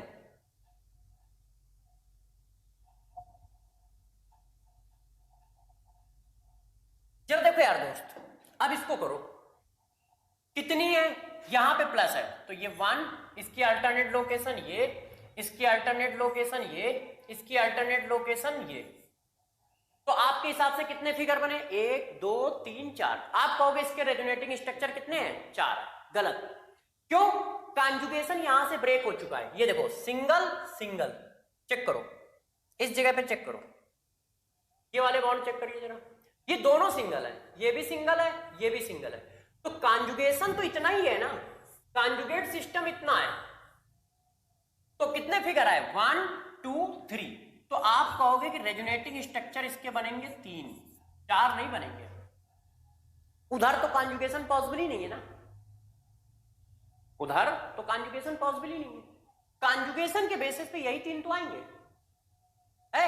अब ये चीज ऐसे लिख दी जाती तो फिर ज्यादा हो जाते। देखो,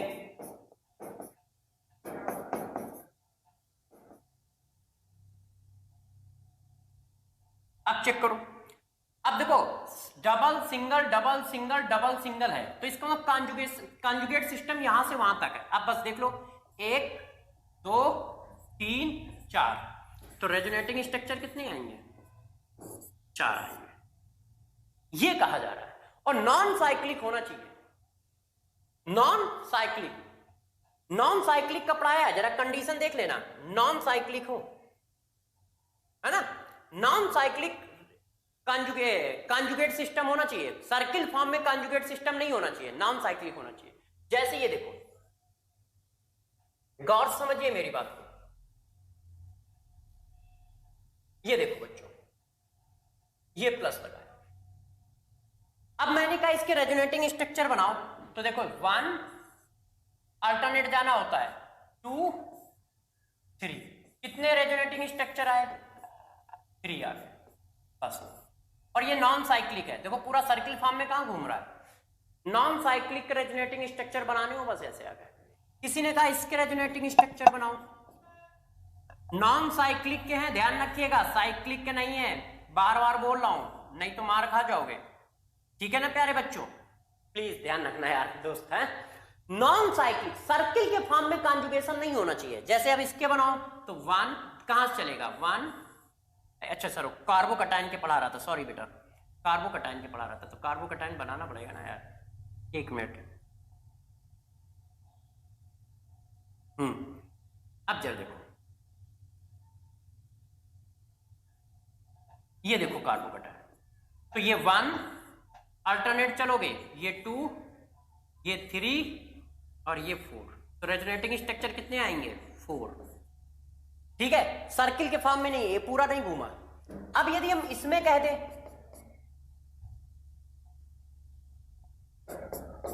ये देखो,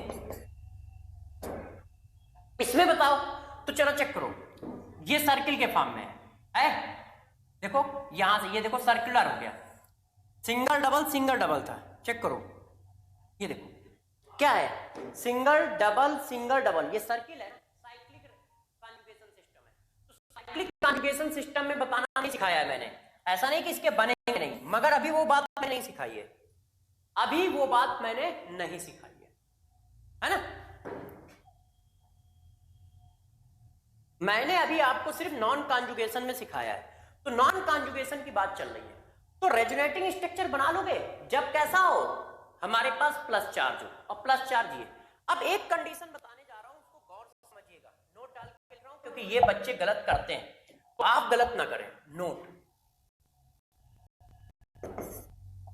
देखो प्यारे बच्चों, देख के बताना जरा, यहां पे रेजोनेंस है या नहीं है।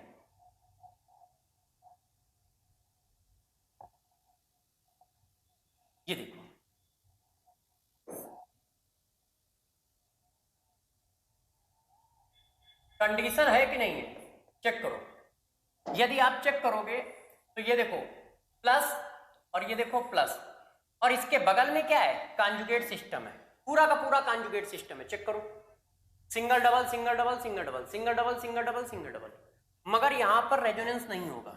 ओ प्लस चार्ज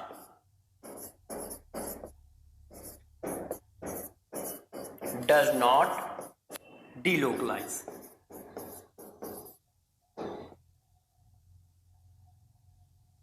delocalize बिकॉज, ऐसा क्यों, किसी ने पूछा ऐसा क्यों है, रीजन क्या है, बिकॉज की जगह रीजन लिख देता हूं। रीजन, भाई ऐसा क्या रीजन है कि यहां पर नहीं होगा, oxygen nitrogen does not have, do not have, ओ ये क्या दब गया, वैकेंट ऑर्बिटल। गौर से मेरी बातों को समझिएगा, जिस चीज पर प्लस चार्ज है उसके पास वैकेंट ऑर्बिटल होने चाहिए, तभी इलेक्ट्रॉन क्लाउड डीलोकलाइज होता है। ये इलेक्ट्रॉन क्लाउड ऊपर जाएगा, ऊपर जाएगा तो पाई बॉन्ड बनाएगा ना, तो पाई बॉन्ड बनाने के लिए उसके पास खाली ऑर्बिटल होना चाहिए ना। कैसे बनाएगा पाई बॉन्ड, ऑक्सीजन के पास तो वैकेंट ऑर्बिटल होते ही नहीं, नाइट्रोजन के पास वैकेंट ऑर्बिटल होते ही नहीं है? और जबकि कॉन्जुगेशन की कंडीशन है plus single double single double single double, plus single double single double single double. तो ध्यान रखना, यदि वो प्लस चार्ज नाइट्रोजन के ऊपर है, ऑक्सीजन के ऊपर है, तो डीलोकलाइजेशन नहीं होगा। क्यों? क्योंकि डीलोकलाइजेशन इसलिए हो रहा था क्योंकि इसका ये ऑर्बिटल खाली है। आगे बताता हूं। ये देखो, ये जब आया तो ये अपने 2 इलेक्ट्रॉन लेके आके यहां पे बॉन्ड बनाया है। चेक करो भाई, ये पूरा का पूरा पाई बॉन्ड यहां शिफ्ट हुआ है। पाई बॉन्ड में 2 इलेक्ट्रॉन होते हैं ना, तो इसका मतलब 2 इलेक्ट्रॉन यहां पे आए हैं, तो इसके पास तो इसके तो इलेक्ट्रॉन लगे नहीं है। तो जब मेरे दोस्त प्लस वाले का इलेक्ट्रॉन नहीं लगा तो लगा क्या होगा, प्लस वाले का, प्लस वाले का लगा होगा वैकेंट ऑर्बिटल, है कि नहीं? बताओ, ये देखो 2 इलेक्ट्रॉन यहां पे आए और पाई बॉन्ड बना लिया। तो जब ये 2 इलेक्ट्रॉन यहां पे आए होंगे तो इसने क्या लगाया है, वैकेंट ऑर्बिटल लगाया है। तो कार्बन के पास तो वैकेंट ऑर्बिटल होता है क्योंकि बॉन्ड ब्रेक होता है इसलिए आता है, मगर ऑक्सीजन और नाइट्रोजन के पास वैकेंट ऑर्बिटल थोड़ी ना। कार्बन के पास वैकेंट ऑर्बिटल क्यों होता है? कार्बन के पास वैकेंट ऑर्बिटल होने का रीजन ये है क्योंकि कार्बोकैटायन तुम ऐसे फॉर्म करते हो, उसके इलेक्ट्रॉन चले जाते हैं किसी दूसरे के पास, इसलिए आए। और यहां पर तुमने प्रोटॉन एक्सेप्ट कराया है, इसलिए वैकेंट ऑर्बिटल नहीं है। तो दिखने में तो लगता है कि रेजोनेंस की कंडीशन है, मगर बच्चों ध्यान रखना, यहां पर रेजोनेंस नहीं है। इस बात को आप बहुत अच्छे से ध्यान दें कि यहां पर क्या है, रेजोनेंस नहीं है। इसका कलर चेंज कर देता हूं, चलो कलर फिक्स हो गया, कोई बात नहीं।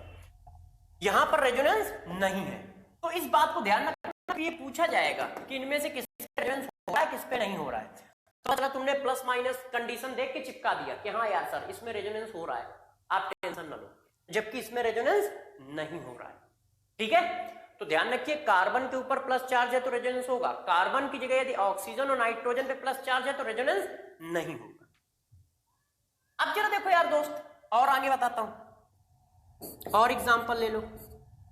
देखो, अब किसी के पास माइनस चार्ज है ऐसे, अब बताओ डायरेक्शन क्या होगी। अभी हम डायरेक्शन की बात कर रहे थे ना, तो अब प्लस चार्ज के बाद इसकी डायरेक्शन चेक करते हैं। अब बताओ डायरेक्शन क्या होगी, ज्यादा फ्री कौन होता है? मैंने अभी डायरेक्शन बताई थी, लोन पेयर सबसे पहले घूमेंगे, फिर पाई बॉन्ड। तो बताओ जरा यहां पर क्या आई, ये माइनस चार्ज का मतलब लोन पेयर है ना, तो अब लोन पेयर चलेंगे, लोन पेयर ऐसे आएंगे, पाई बॉन्ड ऐसे जाएगा, एक पाई बॉन्ड ब्रेक होगा, लोन पेयर एक पाई बॉन्ड फॉर्म करेगा। तो देखो लोन पेयर किस में कन्वर्ट हो गया, पाई बॉन्ड में, तो पाई बॉन्ड किस में कन्वर्ट हो जाएगा, लोन पेयर में। ऐसे लोन पेयर का मतलब माइनस चार्ज है ना बच्चों।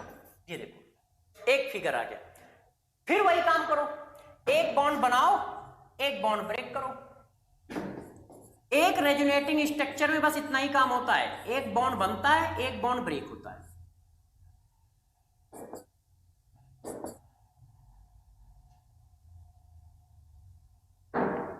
ये देखो ऐसे। तो दोस्तों यार इस तरह से आपको ध्यान रखना है। देखो लोन पेयर से स्टार्टिंग क्यों की, क्योंकि लोन पेयर सबसे फ्री है। मैंने कहा था डीलोकलाइजेशन का ऑर्डर क्या है, पहले लोन पेयर चलेंगे, लोन पेयर या माइनस चार्ज बात एक ही है, माइनस चार्ज में भी 2 इलेक्ट्रॉन होते हैं, लोन पेयर में भी 2 इलेक्ट्रॉन होते हैं। तो पहले लोन पेयर हुआ, फिर डबल बॉन्ड, तो एक बार बॉन्ड फॉर्म होगा, एक बॉन्ड ब्रेक होगा। एक रेजोनेटिंग स्ट्रक्चर के बीच में एक ही कहानी होती है, एक बार बॉन्ड फॉर्म होना, एक बार बॉन्ड ब्रेक होना। देखो एक पाई बॉन्ड बना, एक पाई बॉन्ड ब्रेक हुआ, फिर एक पाई बॉन्ड बना, फिर एक पाई बॉन्ड ब्रेक हुआ, 3 रेजोनेटिंग स्ट्रक्चर आ गए। और वो मैंने आपको पढ़ाया ही था कि जहां पर लोकेशन है, लोकेशन से अल्टरनेट काउंट कर लो, 1 2 3 रेजोनेटिंग स्ट्रक्चर अभी भी आ रहा है, आपको मैंने अभी पीछे ही पढ़ाया है। यदि नॉन साइक्लिक है तो बस आप कुछ ना करो, लोकेशन काउंट कर लो, उतने ही फिगर बनेंगे, 1 2 3, और देखो 3 बन के आया। तो यदि माइनस चार्ज होता है तो डीलोकलाइजेशन का ऑर्डर कैसा होता है, ऐसा होता है। अब इसी तरह से जैसे ये देखो, किसी ने कहा यार बताओ जरा इसमें कैसा डीलोकलाइजेशन होगा,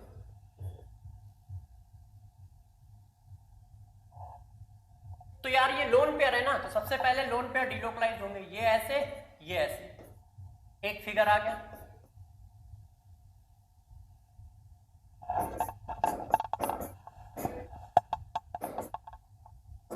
ऐसे, फिर आपने क्या किया, ये ऐसे, ये ऐसे, एक और फिगर आ गया।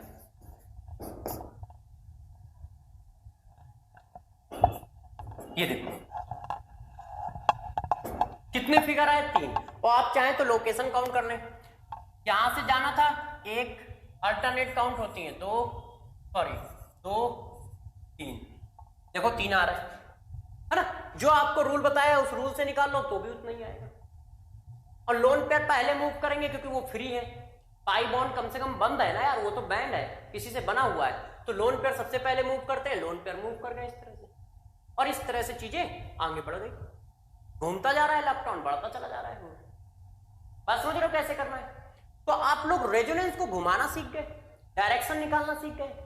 अभी हमने स्टेबिलिटी की बात नहीं की है कि रेजोनेंस के थ्रू स्टेबिलिटी कैसे निकालोगे, अभी पहले ये रेजोनेंस तो पकड़ो कि कहां रेजोनेंस हो रहा है, कहां रेजोनेंस नहीं हो रहा है, कौन से इलेक्ट्रॉन को घुमाना है, कौन से इलेक्ट्रॉन को नहीं घुमाना है कि नहीं। पहले हमें ये तो पता चले, पहले हमें ये तो पता चले कि कब कब की सिचुएशन क्या है। ये घुमा पा रहे हो इलेक्ट्रॉन, टेंशन तो नहीं है, अच्छे से इलेक्ट्रॉन तुम्हारे घूमेंगे कि हाँ भाई हम इलेक्ट्रॉन घुमा लेंगे, रेजोनेटिंग स्ट्रक्चर निकाल लेंगे, ऐसी कोई दिक्कत की बात नहीं है। तो चलो दोस्तों अब थोड़ा सा और आगे की बात करते हैं। देखो अब हमें यह पता चल गया है कि रेजोनेंस की डायरेक्शन क्या है ना। तो जरा ये बात समझो, जैसे ये, अब इस बात को जरा देखते हैं, जैसे ये एक कंपाउंड है और ये ऐसे बना है ना। अब इसको घुमाओ, कितने फिगर आएंगे, तो साइक्लिक है नहीं, तो यहां से आया 1, अल्टरनेट चलो 2 और यहां पे 3, तो रेजोनेटिंग स्ट्रक्चर कितने होंगे, 3 होंगे, ऐसे ही तो बनाओगे है।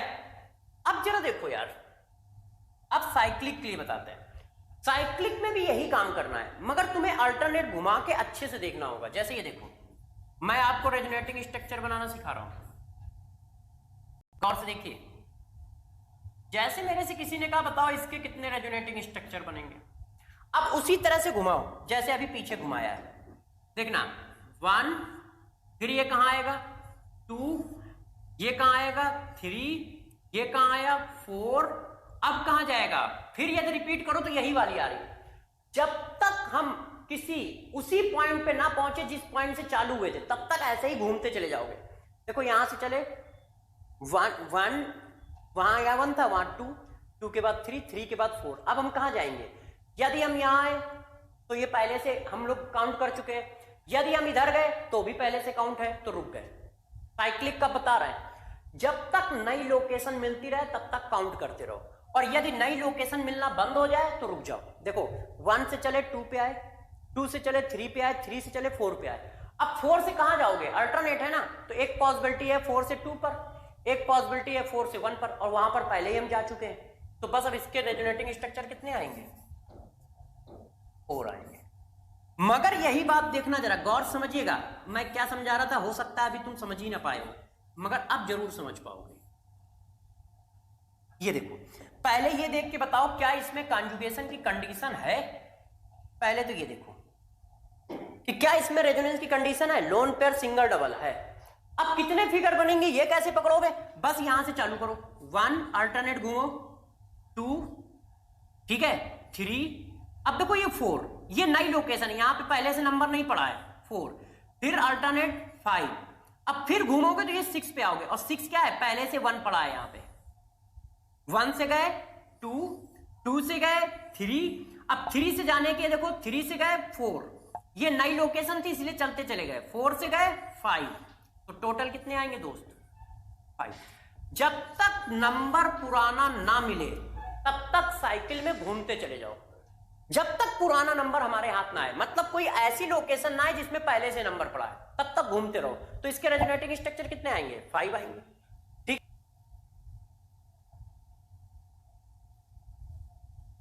पाओगे, ये देखो, पहले ये देख के बताओ क्या इसमें कॉन्जुगेशन की कंडीशन है, पहले तो ये देखो कि क्या इसमें रेजोनेंस की कंडीशन है, लोन पेयर सिंगल डबल है।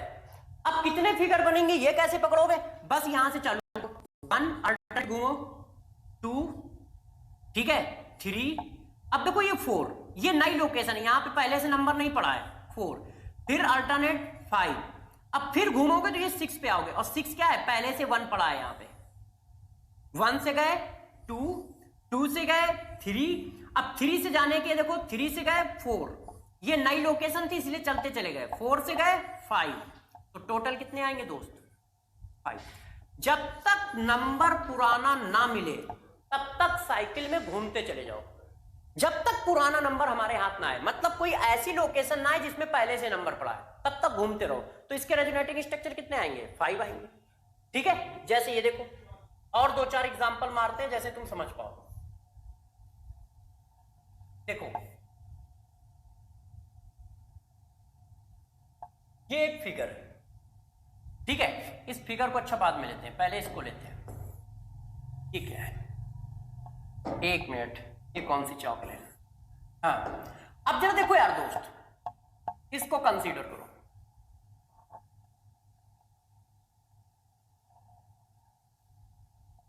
नंबर ऑफ रेजोनेटिंग स्ट्रक्चर निकालना है, चालू कर दो काम, ठीक है, गौर समझिएगा, यहां पे 1 अल्टरनेट चलना है, 2, 3, 4, अब 4 का अल्टरनेट देखो 5, यहां पे नंबर नहीं है ना, तो फिर घूमते रहो, 5, 6, 7, 8, 8 यहां पे आएगा, और 8 यहां पे आया तो यहां पे पहले से नंबर पड़ा है, बस रुक गए, कितने होंगे,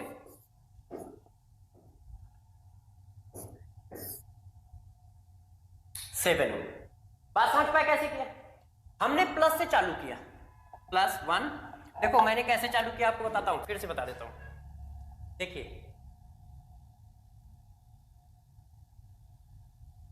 ये देखो,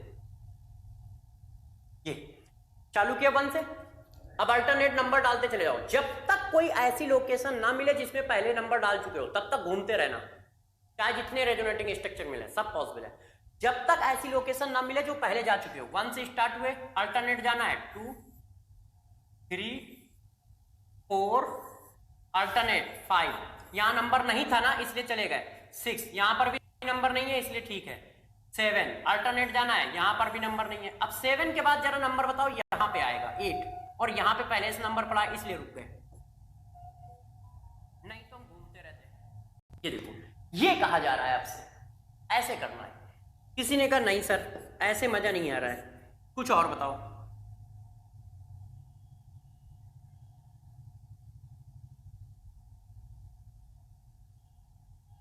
ये देखो, अब इस बात को बताते हैं कि हाँ यार ये कैसे चलेगा। देखिए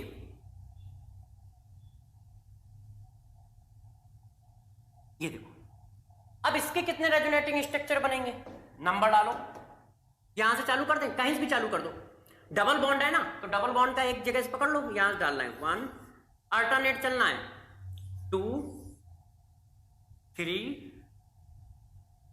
4, अल्टरनेट 5, 6 यहीं पे आ जाएगा ना, देखो 1, 2, 3, 4, 5, अब किसी ने कहा 5 यहां पे आ सकता था तो भी ठीक है, बात तो वही हो जाएगी, है ना। तो 4 5 5 के बाद 6 सेम, तो कितने हो गए 5 हो गए। ऐसे इस तरह से आपको घूमना है। कर लोगे ना यार, बना लोगे, कोई टेंशन तो नहीं है, ऐसा की दिक्कत आए बना लोगे मना मेरे दोस्त।